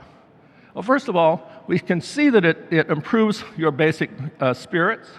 That is to say, you're more engaged, you're brighter, your states of arousal or engagement are stronger. And second of all, we've confirmed that your memory is improved. And memory improvement translates to improvement of about, in the current state of programs, at about 14 years on the average. So if a person is 70 on the average, after they're trained, the improvement would give them a memory level of an average person of about 56. Now we're trying to be better than that, but that's about the state of what we see to this point. We see faster and sharper thinking and acting. So basically, you're faster in almost everything you do that involves making a decision about what it is you've just seen or heard or acting on it in a complex behavior. We see improvements in self-confidence. So basically, this is an important thing from the point of view of your operations in life, and certainly important from the point of view of your sustaining your independence. We see safer driving. That's kind of an interesting thing, right? A person appropriately trained sees things so much better that they have about half as many driving accidents. Not just sees them, but is able to respond at speeds so that they can respond appropriately. It makes a big difference in the safety of driving and also walking. We see improvements in health. So the average person that's trained actually spends about $300 less a year in healthcare costs. Really interesting. But that's because the brain training actually confers benefits into brain health, but also to physical health in the body in ways that relate to the brain controlling the body. We see improvement in sustained independence, which is critical, and we see greater powers of personal growth. Now, these are among things that have been confirmed in these scientific experiments in an important and a carefully validated way. Remember, these are statistical arguments. Everyone won't benefit in the same degree. Some people benefit more, some people benefit less. You should always understand that. So what else should I be doing? What else should you be doing in life? And this is a very long list, and this is very small writing, isn't it? Who would make a list like this for a meeting in the hall like this? What an insane thing. Okay. First of all, it's important that through life, and especially in older life, you continue to acquire new skills and abilities, that you continue learning. And in a sense, the more serious these are for you, the more important they are, and it could be anything. Take up the harmonica, develop better expertise in another language you've always wanted to learn, but whatever it is, take that learning seriously. Seek new adventures and experiences. The brain loves surprises. The brain loves adventures. It loves the challenge of the unexpected problem. Older people sometimes don't like to travel because they could run into trouble and there could be problems. Why? The brain loves that. It feeds on that. It wants that. Give it to it. Reconnect with the real world. Smell the flower. Look at the details of the bug. Get out there and live life again as if you're a kid. Enjoy it in all of its glorious details. And look for the little surprises that are out there in the garden or by the path or wherever you are in your home, whatever. Schedule daily social exercise. Some people can't get out. It's not easy for them to get out, so meet people. Skype them. Look them in the eye and smile and laugh with them. You don't even have to be outside to do that anymore. What a wonderful thing. But daily social exercise is critical. We're social beings and creatures. You've got to exercise it. Spread kindness. Promote joy. You know, whenever you give something to someone in an act of kindness, you get just as much reward in your brain and just as much exercise in your brain as you get when you feel that flush when somebody does something for you. Spread kindness, promote joy. It's brain healthy to do that. Adopt a serious approach to new learning. The brain is smart enough not to change a thing if it doesn't matter to it. So make it matter to it. Be serious about changing your brain for the better. And finally, if you can, and everyone can't do this, take a hike, take a walk, go on a bike for at least 20 or 30 minutes every day. And when you're doing that, connect yourself with the world.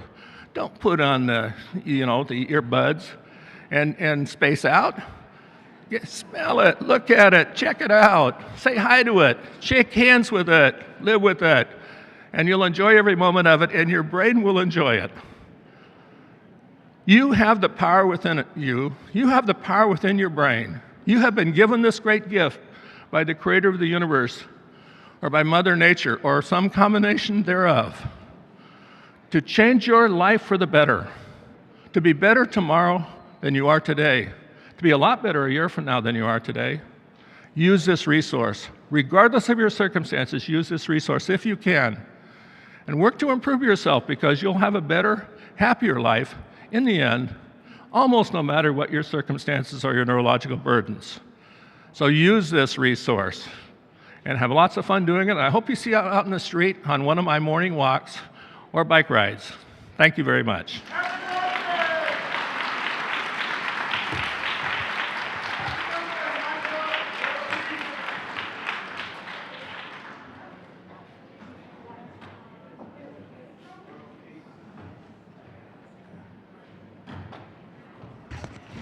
My goodness, what a rich day.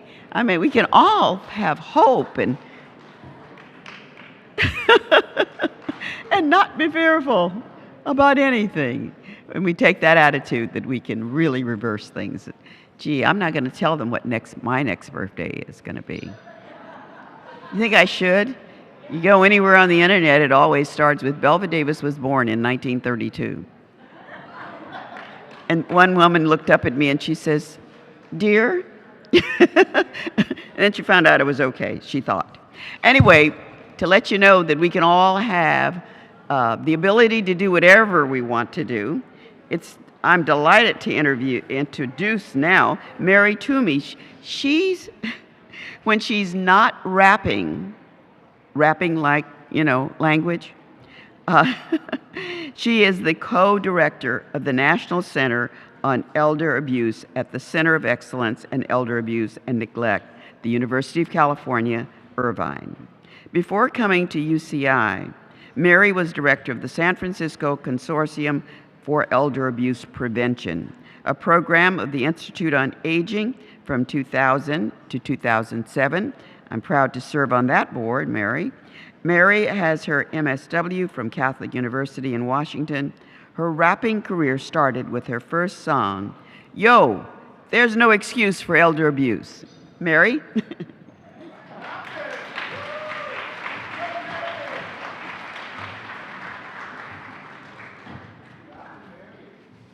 So I'm very happy to be here to talk to you all a little bit about elder abuse. There's about 5 million people. We'll get that a little louder. Oh, you want me to rap? Wait a minute.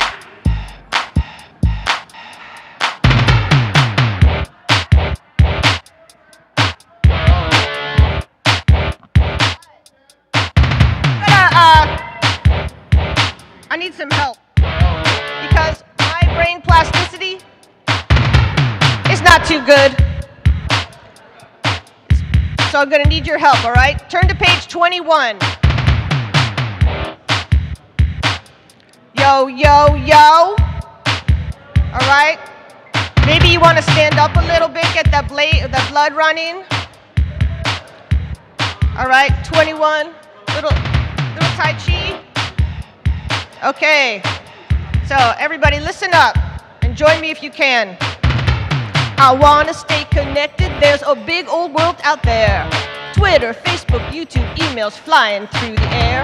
I may be over 60, but I love those MP3s. I'm a savvy cyber user. Come on and FaceTime me. All right, now you want to FaceTime me. All right, you're going to FaceTime. Here we go. All right. 1, 2, I read the paper on my iPad and I surf the net for free. My favorite cyber cafe is the public library. I write to all my homies up in Sacto and DC. No stamps, no paper, but they know the addressee. I'm a savvy cyber user and I'm great with advocacy. I know you are. We got to keep in front of those people. We got to tell them what we're thinking. We got to use the internet for advocacy, democracy. All right, now, but here's where we get to have to be savvy. You got to be savvy cyber users, right?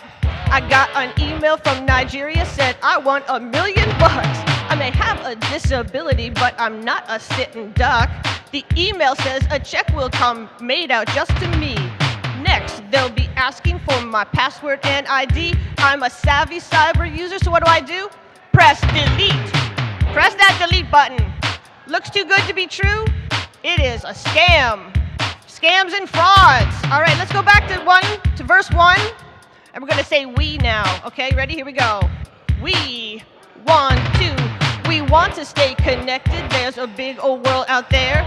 Twitter, Facebook, YouTube, emails flying through the air. I may be over 60, but I love those MP3s. We are savvy cyber users. Come on and FaceTime us. Come on now, you FaceTime us. I know you're going to be wanting Googling us later, right? All right. Everybody stay safe out there. Stay safe out there in the internet world. Take care. Yo, yo.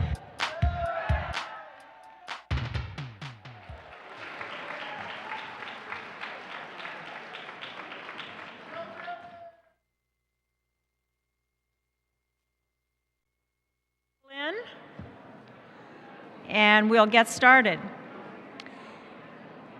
So for the second half of our morning, we, as you know, Belva Davis joined us for this morning, the early morning, and now we have Dave Clark joining us for the next half.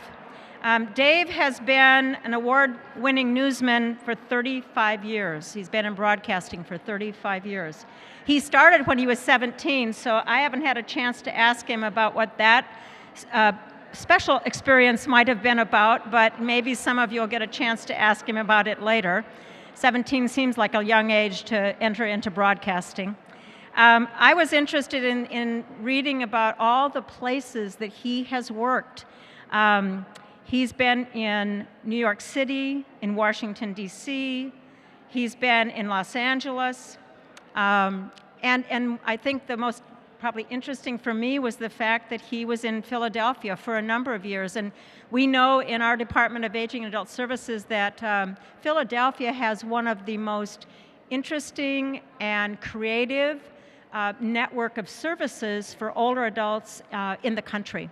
They have been on the cutting edge of making services and supports really accessible to older adults. And again, as I said, some of the most creative work that we've seen around the country. We've modeled some of the things in San Francisco off of that work in Philadelphia. Dave is also on the board of several civic organizations, including the Challengers Boys and Girls Club and Cure Autism Now. He's happily married to an opera singer and is the father of 3 children. Dave, why don't you take it away?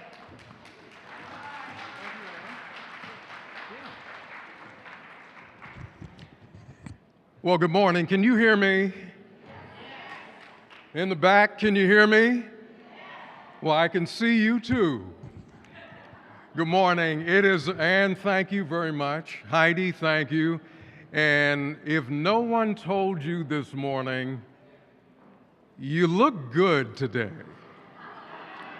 You really do look good. In fact, you look just like I thought you'd look on TV. First of all, it's a pleasure. I thank God for the opportunity to be here with you for this very, very important conference. This is big. This is important. And one of the things Ann didn't tell you about me, which a lot of people don't know, and not that you particularly have to care, I have a son with a disability. My youngest child, my son, I have 3 children, and my oldest is 30, I've got a 22 and a 19-year-old. And my only son has spent most of his life in and out of intensive care. He's diagnosed autistic, he has a seizure disorder, and he's the greatest young man in the world. My son, and I'm just saying this as a point of context, if people say, well, we see you come to this event, you come in and you don't really care and you leave. Well, I have a son who, why I work on television and my wife is an opera singer, my son doesn't speak. So in 19 years, I've never once heard my son say, "Hi, Dad." But he tells me he loves me every single day. And I'm so happy and fortunate that he's a great young man, and God uses a son who doesn't speak to teach me so many things all day, every day. So,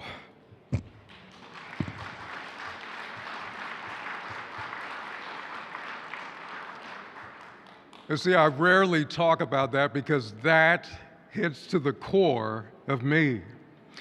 And that's why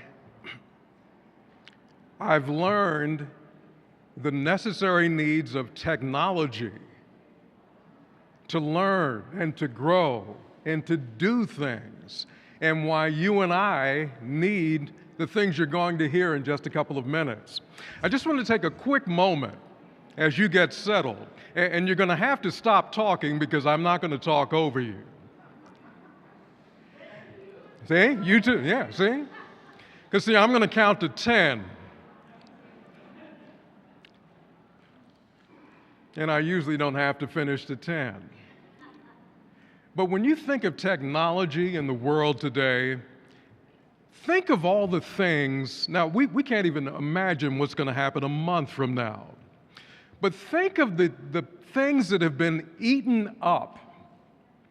We used to have payphones. They're gone. The cell phone ate it up. The cell phone ate up the camera industry. You don't need to buy a camera. The cell phone ate up the watch industry. I don't even wear a watch. I look at the phone. You can go through the list. You don't have to go to the bank anymore. You've seen the commercial. You take a picture of a check and make a deposit. Look at all the things that have changed and change every day. And we can't imagine what's going to happen by Christmas time. And you've got to be ready. You don't even have to go to the pharmacy to say, fill this out. You pick up a phone, punch in, I want this prescription, and then go and get it. Or you send your kids over. Right, I know. Simple points, simple practical points. The things you're learning, the things you're living, that we all are living, it all involves technology. So, in my saying hi to you and applauding you for all the great things you're about to do, I just congratulate you on credit, because you're going to learn it and you're going to do it. And your kids are going to help you, and your nieces and your nephews and grandkids are going to help you, and we'll all learn all this together. Okay? Good. Now, there are 2 very important people that I get to introduce to you today. Now, one is a very talented lady. Her name is Vickie. And I'm going to tell you about Vickie. Vickie Cammack is her name. She's someone, and I'll just read some of this so you get an idea of who she is. Vickie Cammack, she's a Canadian, by the way. See, that rang a bell. wonder if I say Vickie's name again, will that bell ring again? But Vickie finds and implements innovative solutions in the social sector. She co-founded something called the Planned Lifetime Advocacy Network, pioneered the development of facilitated personal support networks. Now, as the executive director of PLAN, Institute of Citizenship and Disability, she became a recognized expert in Canada for developing social networks, social innovation, citizenship, and turning around the world of those who are disabled. She's a founder, the CEO of TIE's Personal Network. She's been focusing her skills and her expertise on how best to deliver personal support networks and has been focusing all of that. She developed the TIE's Beta Pro platform, built a team that has done a tremendous amount of things. And I've got to tell you, to be perfectly honest, she's done so many things, I need a calculator to add them all up. But the idea is she is an expert on building personal networks and coming up with things that will work for you, that will change your lives around. So please give a warm welcome to a wonderful lady, Vickie Cammack.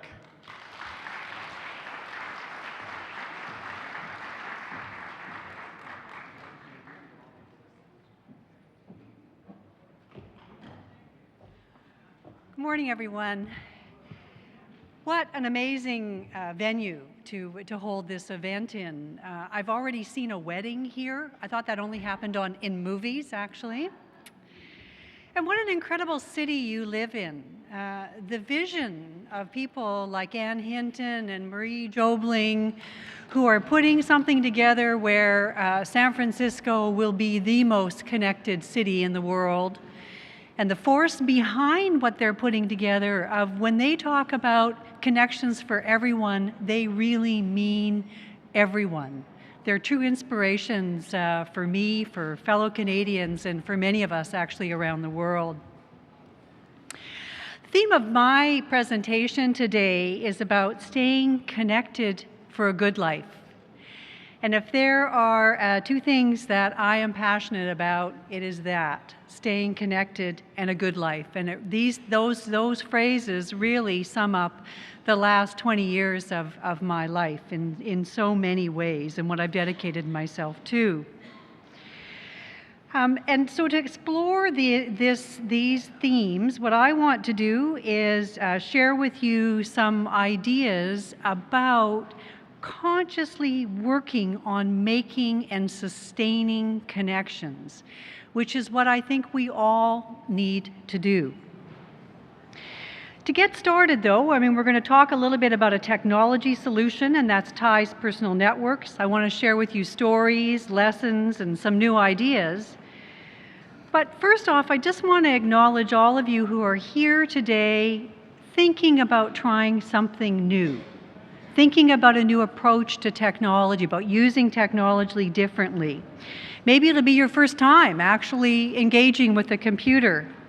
You might be feeling a little bit like a fish out of water, and if you are, I really do understand. I am the very last person that anyone in my circle of friends and family would have ever thought would be heading up a tech company. I never thought I would either. And I can tell you, it's a slippery slope once you get started on technology, so I thought I'd just take it a little easy on our introduction and introduce you to a mouse. Now, maybe that wasn't the kind of mouse you were thinking about, but I want to tell you a little story about this mouse. This is a mother mouse, and she was walking down an alley with all of her mouselings on a lovely spring day. And as she was walking down that winding road, pastoral setting, out of the bushes comes a big cat.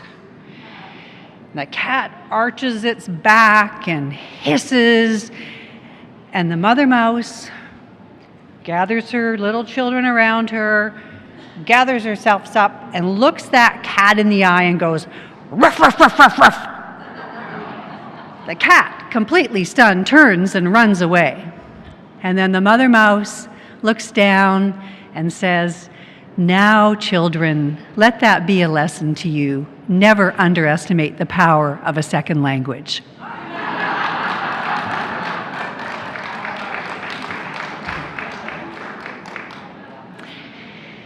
So as we begin to estimate some of these powers, what I'd like you to do for me is to think about one part of the theme that we're exploring today, which is a good life.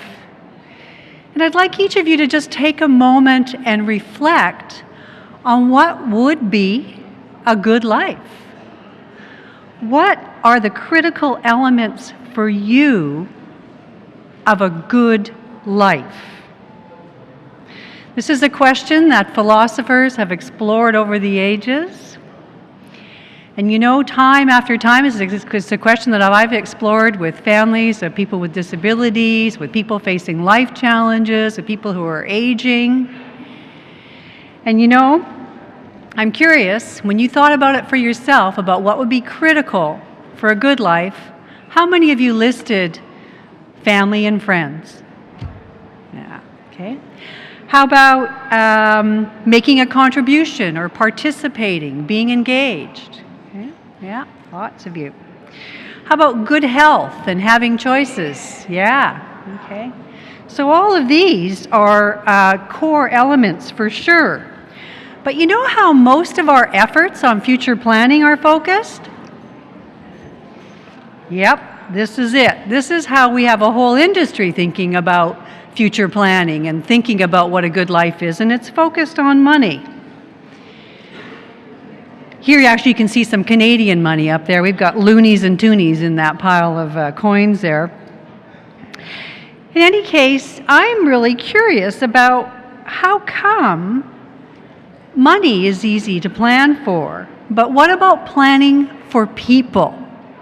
What about those loved ones, those friends that we all say are so critical to us having a good life? How many of you actually, when you thought about a good life, put friends and family first? Or how many would you put friends and family being the critical number one element in thinking about the future? Okay.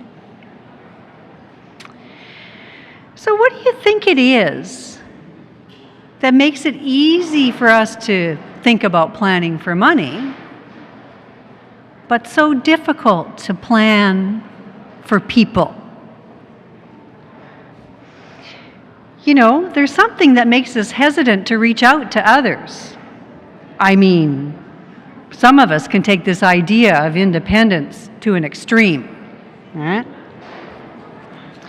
This, I think, is probably someplace in Newfoundland, a remote shore of Canada. But you know, we've grown up with this myth of independence, and we've come to believe that reaching out to others is a sign of weakness. We see asking for help and support as a vulnerability instead of a necessary strength.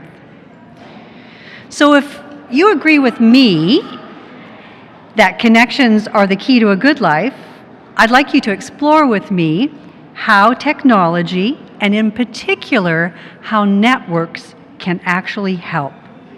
I'd like to tell you about TIES and our online personal network service. That is, by the way, installed on every B-top computer in the city of San Francisco. I'd like to explore how this knowledge built on 20 years of supporting people to strengthen connections and secure the future works.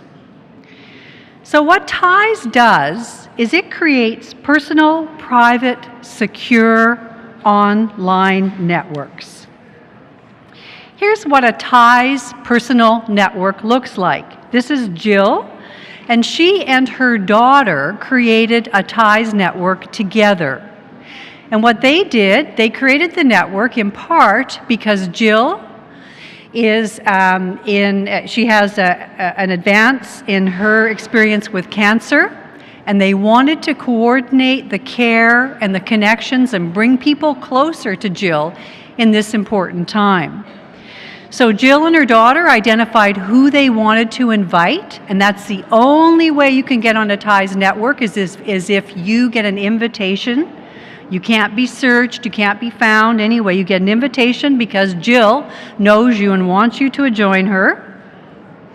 And then how they use the TIES network is they use the Connect feature to send messages. So Jill's daughter, Christabel, can send messages to everybody in the network, letting them know how she's doing. They use the calendar to schedule appointments and to organize rides. They use the shared tasks and goals to organize larger events. So for example, when Jill was released from the hospital recently, she was not able to get back into her home because she couldn't get up the stairs anymore. So they used the network to actually build her a ramp one Saturday afternoon.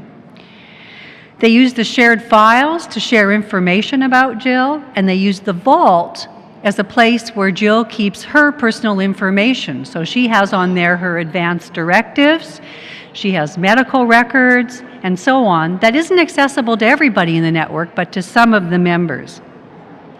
And then there's stories and photos. And this is a place for people in the network to celebrate Jill today, to remember to share memories, and to remember the very important good times that are at the essence of their relationship with Jill in the past and in the present. You might be asking yourselves this question: if you're a Facebook user, how TIES is different from Facebook? And so TIES, what we talk about Facebook, it's what we call open social networking, and it's designed to create many, many relationships. TIES is closed and personal. It's an intimate space. Most of our networks are kind of in the range of 6 to 8 people, as opposed to I have a daughter who's got close to 1,000 Facebook friends, whatever you say about that. TIES has no advertisements on it. There's no data mining. It's private and secure, and it bridges the formal and informal worlds of care and support. And what we've discovered about TIES is that people who use it, what they get out of it is what we call the network effect. Let me show you how this works. So here we've got Jill in the center of the network. And you can see on the upper side where you have a healthcare provider who's using a file drop to actually put information into Jill's vault about her healthcare. You have her daughter using the mobile application to actually update people on the go. You've got the neighbor who checks the schedule to see when he's going shopping, if he can pick something up for Jill or if she needs groceries. So this is an illustration then of the network effect or network model of a good life. And here are the benefits that accrue. The neighbor says, I always check online before I go shopping to see what Jill needs. The physician's assistant says, hey, now it's easy to share Jill's test results. The personal care worker says, I posted about the loose handrail on the front stoop and Jill's network handled it right away. And her sister says, I'm part of a team now. What a relief. And I'm very happy, out of this idea of the network effect, a couple of things. One is that this is what Jill wants. This is Jill's key to a good life. No matter what challenges she's facing, her network is actually her key, her gateway to a good life, and her ability to stay home through thick and thin. Also happy to tell you that we are just about to launch a fully accessible version of Skype into the TIES network, and that will be a touch screen interface for people who want to connect in the network through video. I want to share with you now just a few things that TIES users are saying and telling us about their experience using TIES. 91% of them say that TIES helps them share information. And that's the number one thing that people providing support to us want. 80% say that TIES strengthens connections. And that's kind of interesting. I mean, you think, how can using something online actually make us feel closer or more connected to our friends and family? But how it works is that the more information we have, the more connected we feel, the more we know what's going on. Think about if any of you have grandchildren living far away. You know, if they come to visit you and they know that you've recently been to the theater or played cards with friends or had a family dinner, they feel more connected to you if they know you've been to the doctor, all of those things. So this is a way that the technology can help close and people who are close and distant connect with us. And TIES helps people help people. So 75% of our users say that TIES help them to work with others to provide care and support. So today, TIES is 3 years old. We've got thousands of users, and we have learned lots of lessons about connections and a good life. And I want to share 4 lessons with you. Our number 1 lesson is that no one should have to face illness, disability, or caregiving on their own. Now, there are growing numbers of why we need to pay attention to this, consciously reaching out and thinking about creating our own networks and keeping them informed. Is one major reason is that there are more and more of us living alone. In this city, in San Francisco, 40% of people over 60 live alone. This is unprecedented in human history, actually. So we're more vulnerable in terms of how we're living. We're also more vulnerable because more of us are living with chronic and complex diseases and challenges, and that can limit our capacity to get out and about and so on. So again, consciously creating a network is a very positive thing to do. And then the other side of it is, so aside from just what we might think of as our desires for company and so on, the reality is our health is a social affair. Our health is so intimately tied with our connections and our support. When we have a good network around us, we get sick less often, we heal more quickly, we live longer. I mean, and when we're isolated, it impacts things like hospital readmissions, the incidence of illness, the number of doctor's visits, our capacity to handle stress. So again, what we want to really focus on in terms of a number 1 lesson is that no one should have to face these things alone. And when we consciously reach out to create a network, we're all better off. A second lesson, let's think about the people who want to be involved in our life. And this is really our loved ones, our sons, our daughters, our parents, our relatives, our friends. And what do they want, especially in times as we're aging or facing life challenges and so on? Well, they want information and they want to share the care. They definitely want to be involved. I can assure you of this after, again, over 20 years of working with families and individuals. There is no question that our family members and friends do want to be involved.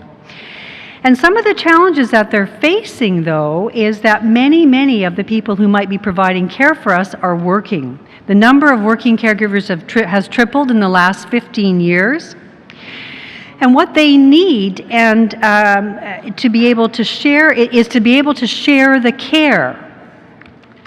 Because when they don't, our caregivers, the people who love us, our sons and daughters, our family members, our friends, if they're caring for us alone, their health deteriorates. They often have to leave their jobs, they often have to get a reduction in income, and so on.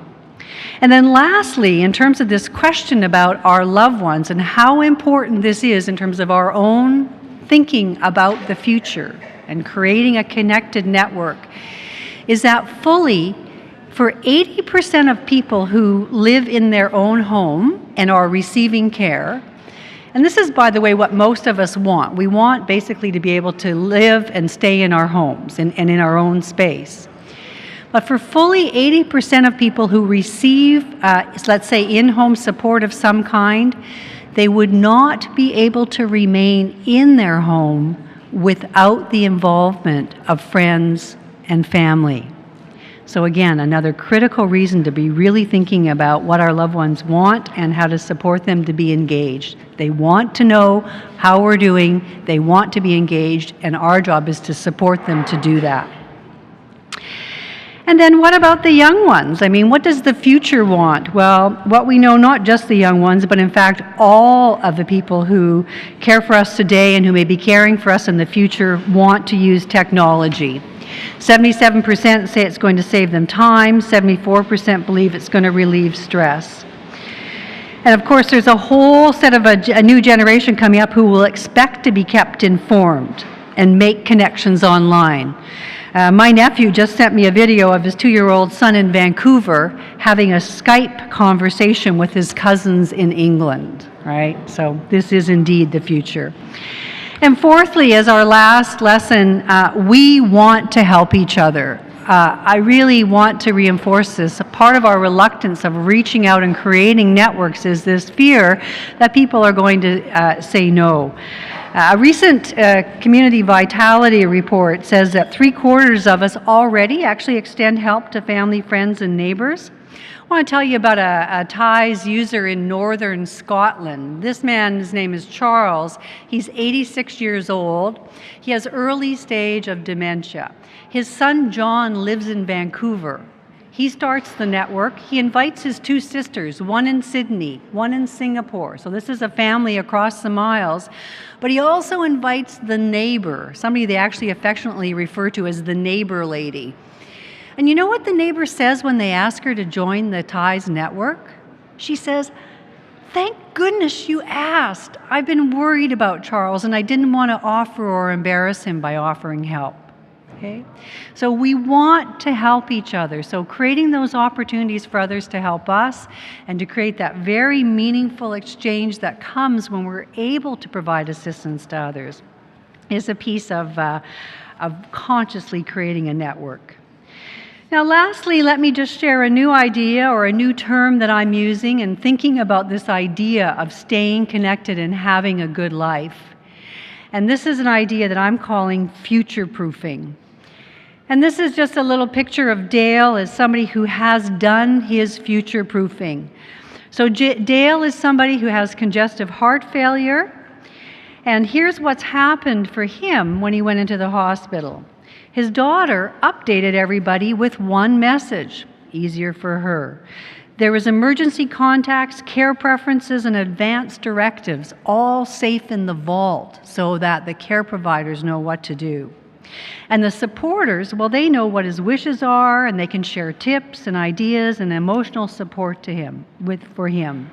So Dale is future-proofed. And I think a piece of this idea of staying connected for a good life is about having some peace of mind as we think about the future. So I encourage you all to continue to think about what makes a good life for you, about what the critical elements of a good life are. And then I encourage you to reach out to others to make it happen. It won't happen in isolation.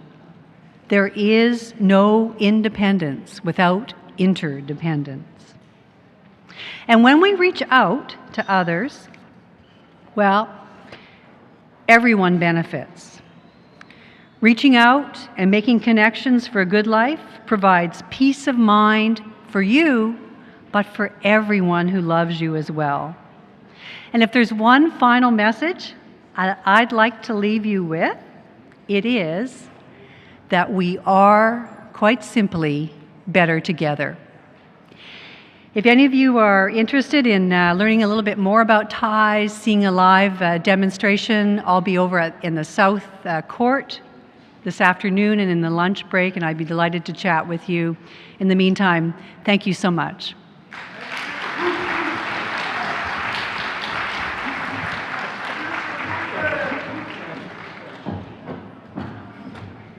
Oh, come on, give Vickie Cammack a bigger hand than that.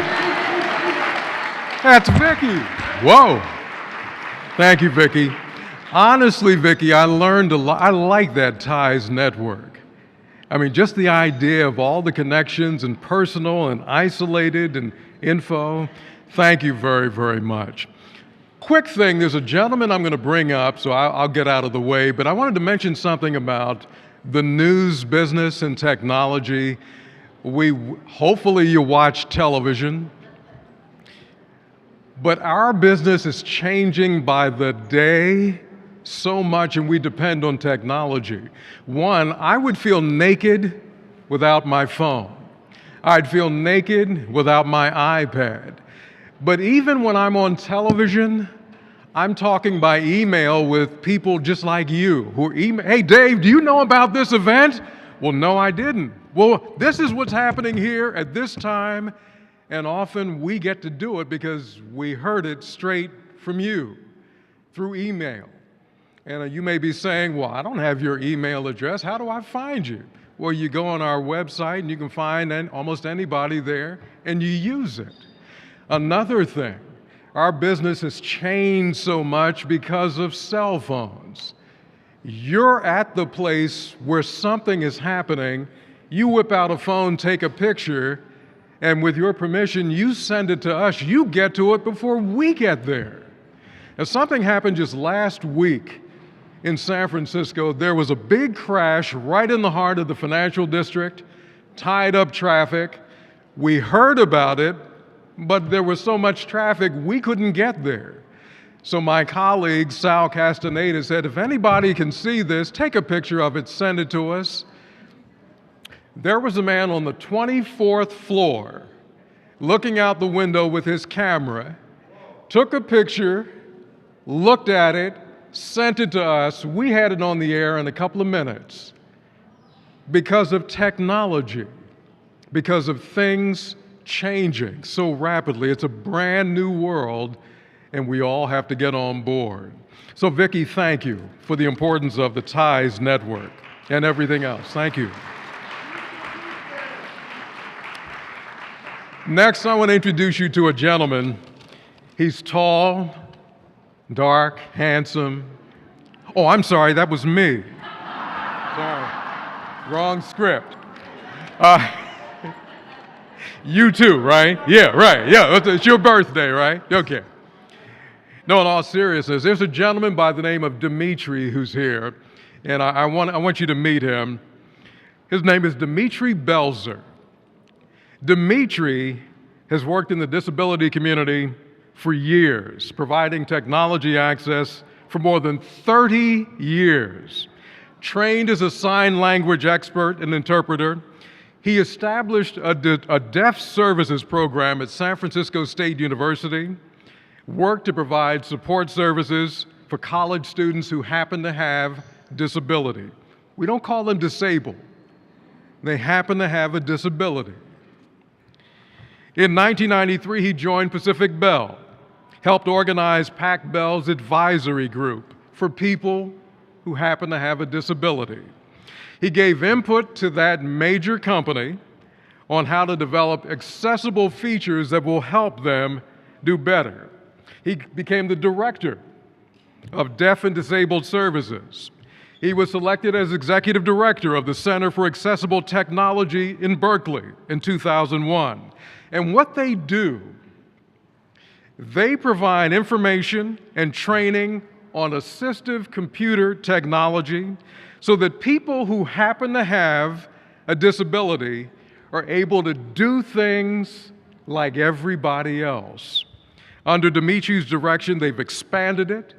They've done so many different things, I can't even list them all.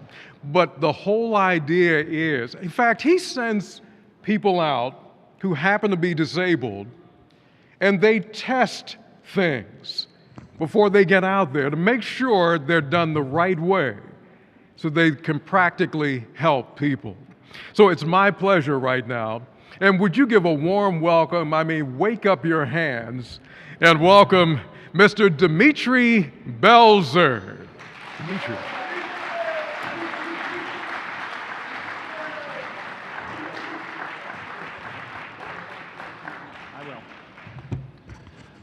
Great. Thank you, Dave. I've just decided who is giving the speech at my memorial service. That was a great introduction. So my talk, I want to talk some about how people with disabilities use computers and the barriers to getting people to use computers. But the first thing I want to talk about is my family. I come from a family of Eastern European immigrants. The members of my parents' generation were mostly born in Europe. All of my grandparents were born there. And so for my grandparents, when they came here, they were older people, and English was not something they were very interested in. My grandparents spoke Russian, Romanian, Yiddish, Hebrew, and German. And so a sixth language? No way. So they learned English, but they really never were very comfortable with it, and they forgot it as soon as they could. So my parents came here also not speaking English, and they really did not want to speak English either, but they were young, and they knew they were going to live their lives in this country, and they were going to have to learn English. So they did. But they never really became that comfortable with it. They always spoke English with a heavy accent, and it was something that was always a struggle for them. And again, as they got older, they didn't want to do it anymore. My father spoke his very last words in Yiddish, and it was a language I hadn't heard him speak in 40 years. But for my generation, we were born here, and we are native English speakers. And despite my slight New York accent, I think you can probably mostly understand me. So when I think about technology and how people use technology, I actually see a parallel in my family, because I think about my parents, and my parents have really become my grandparents' generation. Technology is something they didn't want to learn. My mother has struggled to learn it, and she's learned a little bit, but boy, would she like to forget it. She hates technology. For my generation and for my siblings, we have really become skilled computer users because we've had to. It's something we've had to learn, but you know, I think that we speak technology with an accent, and we don't really know it intuitively. But when I look at my kids are native speakers. My kids understand computers, and you can give them any new computer, and they just use it. It's intuitive. And it's an intuitive feeling that, that they have that most of us don't.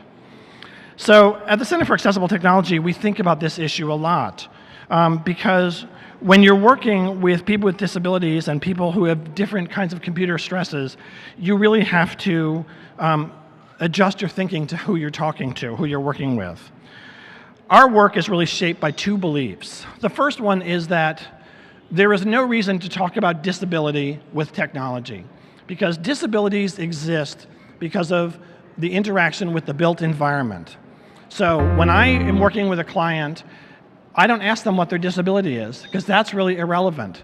We say to them, what do you want to do in the computer? What's the problem you're having with the computer? The print's too small. We can fix that. The mouse is too hard to use. We have other mice you can try. The keyboard's too difficult. We'll try this one. We'll do this. We'll try speech input. We'll do different things to make the technology work, because the technology is really what creates the disability. It's that interaction with the built environment. The other belief that we have is that it's really important to step back from what we know and to listen to our clients, and to really stop putting our beliefs on them. We have to really look at where people are coming from in technology, and really figure out what the issues are that they're having. And the big question that we often ask is, when someone is struggling with a computer, is it a disability issue or is it a learning curve issue? And what we almost find out is that the disability issues are the easy fixes. Small print, hard to use mouse, all of that is very, very easy to fix. But the learning curve issues are really the hard ones for most people. So for example, most seniors do not have a toolbox of strategies for dealing with technology. For those of us who understand computers, we're more familiar with it, and we're more able to figure things out, even if we're not native speakers. So for example, if I'm using a different computer, I may not know where the downloads folder is, but I know it exists. It's somewhere, and I'll look for it. And maybe I'm going to have trouble finding it, but I know it's there. But for someone who doesn't really speak technology as well as I do, they don't know how to look for it. So I have an analogy for you. If you're someone who knows how to drive, and how many people here can drive? And you'll be happy to know I don't. For all of you who drive, have you rented cars?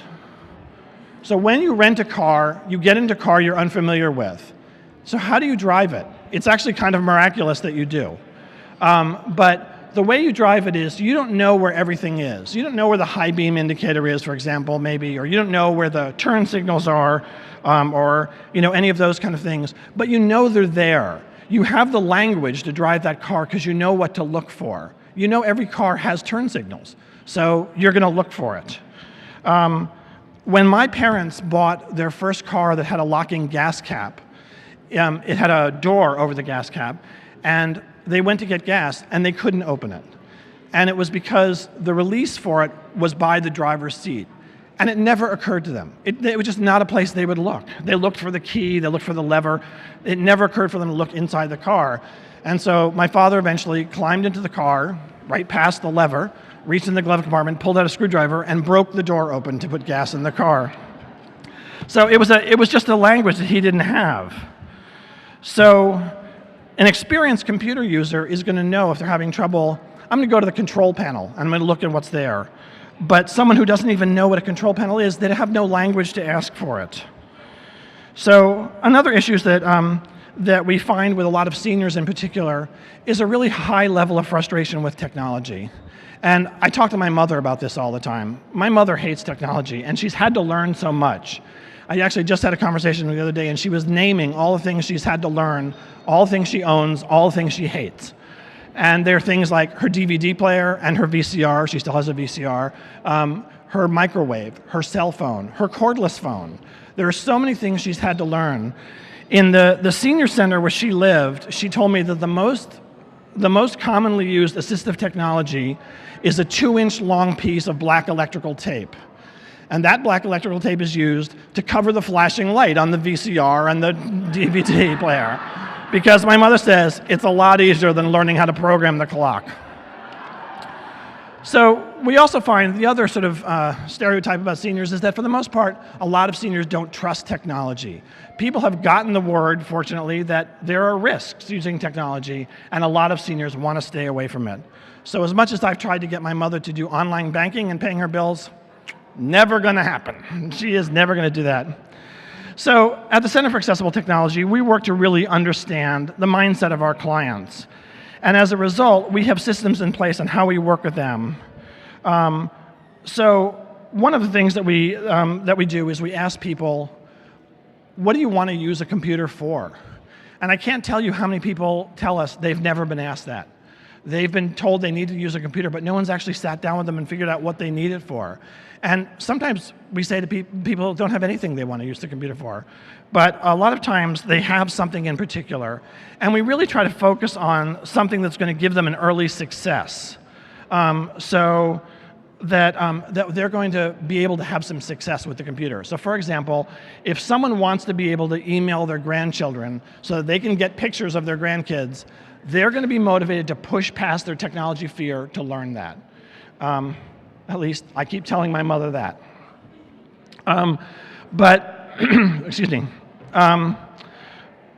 We also have to recognize that one of the things that happens is people come in who have been using technology and they have their own systems for using it, and we let them. We don't try to change how people are using it. And an example of that is my grandmother. My grandmother was a wonderful baker. I miss her, but I miss her baked goods more. But she never had used a stove in the old country that had a thermostat. So what she would do is she'd turn the stove on all the way to broil, and it would heat up like a blast furnace, and then she would turn it off, and she'd put her stuff in and she'd cook it. And if the stove got too cold, she'd blast it again. And it drove my parents crazy. But she made wonderful food, and she was never going to learn this technology, but she'd adapted to it. And so we recognize that people have to do that, and that if people have something that works, you leave it alone. Let's see. So another issue that people have on computers is, and that a real frustration for a lot of seniors, is that things don't show up in the same place. And so we really try to set up people's computers so that it's recognizable. So for example, if you're using a Macintosh and Mac has the dock that has all of the controls on it, you set it so the dock is always visible. So no matter what screen they're on, it's there. You put the icons in a place where they'll always show up so that it's always recognizable to people. I gave my mother recently an iPad, and the iPad is a brilliant piece of technology for seniors because it only has really one button on the front of it, and that's the home button. And so if you don't know what to do, you press that and you go back to the home screen and you start over. And she really loves that.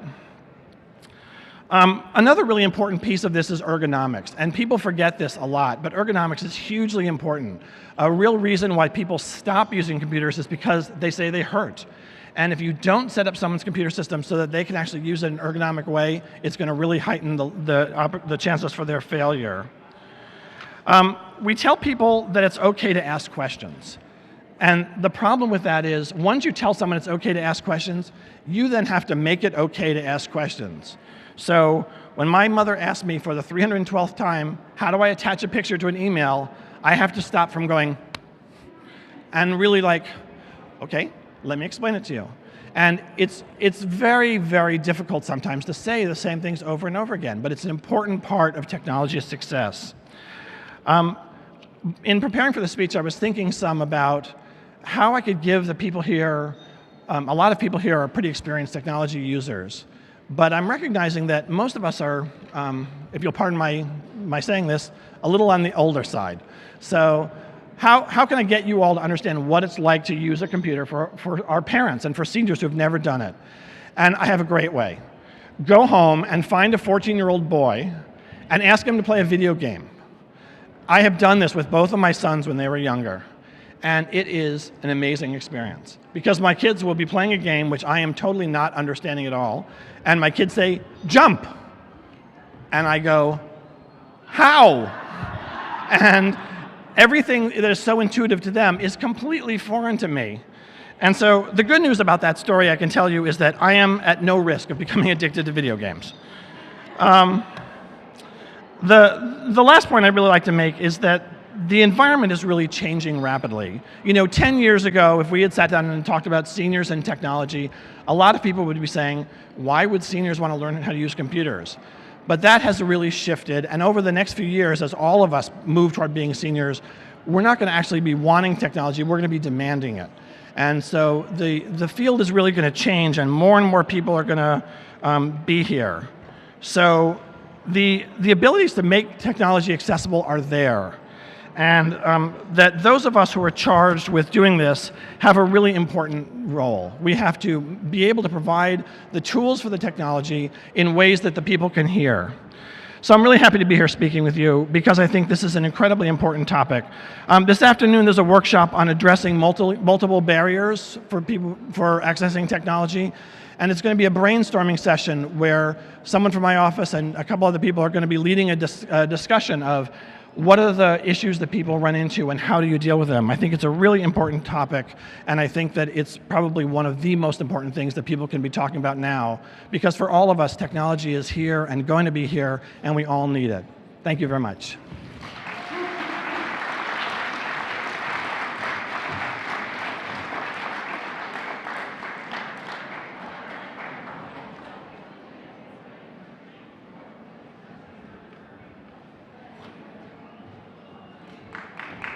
Oh, thank you. Hi, my name is Marie Jobling, and I'm really pleased to be up here. Well, not really, but I am pleased to be able to tell you about two things before lunch. So if I could just get everybody's attention for just a second. First of all, as you know, this is the middle of a process to train and teach more people how to use computers. And we wanted to showcase a little bit of what folks are learning out there. So first we're going to show a video, and then Linda Lau is going to come up here and explain about lunch. So I know a few people have slipped over there, but I ask everybody to just be quiet for a few minutes. There's plenty of lunches to go around. Okay, so the video we're going to show right now, if we're ready to go, was actually, I got it, the link this morning at 4 a.m. That just tells you how dedicated people were to be able to produce it and to have it here today. So I wanted to thank Paul Grant, who has worked on the project as a filmer with the Family Service Agency's Senior Community Services Employment Program. You'll see his good work, and also John Boswell, who's with Get a Vision, who came in at the last minute and helped us pull this together. And he did it in exchange for time bank hours with the Bay Area Community Exchange Time time bank. And if you want to know about the time bank, you can learn across the hall after lunch. And finally, from the Broadband Technology Opportunity Program, which is really providing the opportunities for seniors and people with disabilities to teach each other, to learn from each other, and to create more connections across all of our communities. So please cue the video, and after that, we'll dismiss for lunch after a little explanation. We want people to come into the center and learn how to use all of the different social medias so that they're not left behind. We don't want the whole community to be left behind. I've always been intimidated by computers, afraid I was going to touch the wrong button, afraid that I would erase everything. I wanted to learn. I wanted to see if I could, you know. But I wasn't sure because of my age. I have grandkids and I don't get to see as often as I would like, but my son posts pictures all the time. I thought it would be important to bring my mom, Minnie, and my sister Barbara down to learn basic computer skills so that they're not isolated. Even the medical community wants to send her, you know, notes and things via email. So it's important for her to learn how to use the computer, at least for those simple things. We are a part of the social media team who will be teaching Twitter, Facebook, Skype, and ties so that seniors in our community will not be isolated. There is no dumb question. You know, we try to make this an easy, you know, going environment for everyone to learn here. Maybe you're not asking the right question, but they understand what you're talking about. I want to get on the internet, and like if I need to call Social Security office or any other business, you know, that I would know how to do. Get in touch with them. People like us who are in wheelchairs, in rehabilitation situations, in hospitals, it opens the windows to the world to us, enables you to put your eyes anywhere in the world that you want to at a moment's notice. I paint with acrylics, and so sometimes I search the internet or put images on the internet through cameras, through different pictures that I take of a subject matter. My left hand has only one finger on it, and all my life I kind of didn't use this one, but I had to learn how to type and everything with my finger here. So I type 5 words a minute, but I type fine and move the mouse fine on the computer. So there's no real problem, just have to readapt. The secrets of computers is to really know what you want in life and what you're looking for, so you can find them.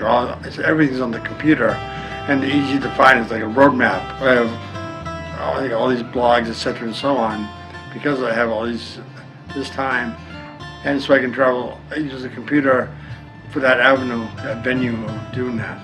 I have 32, but I concentrate on a few at a time. I had never expected to have a computer. I'm 96.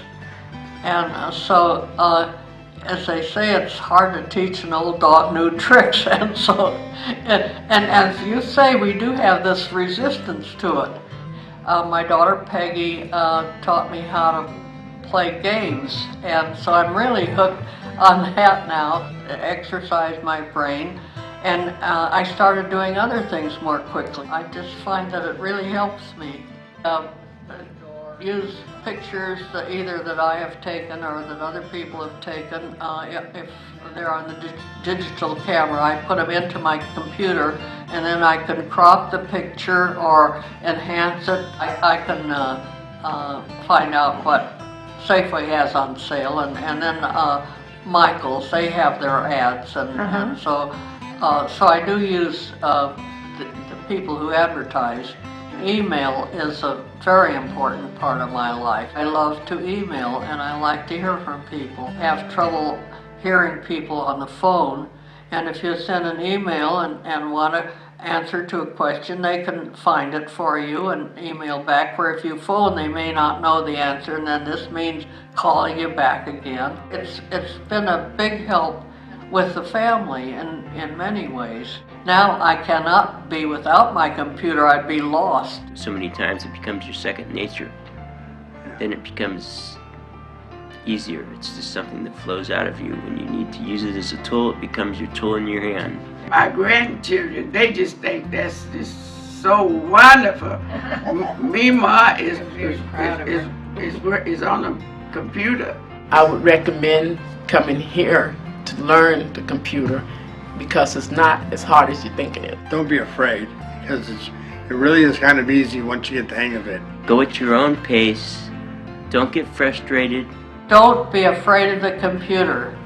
The only thing to be afraid of is that you'll get addicted to it.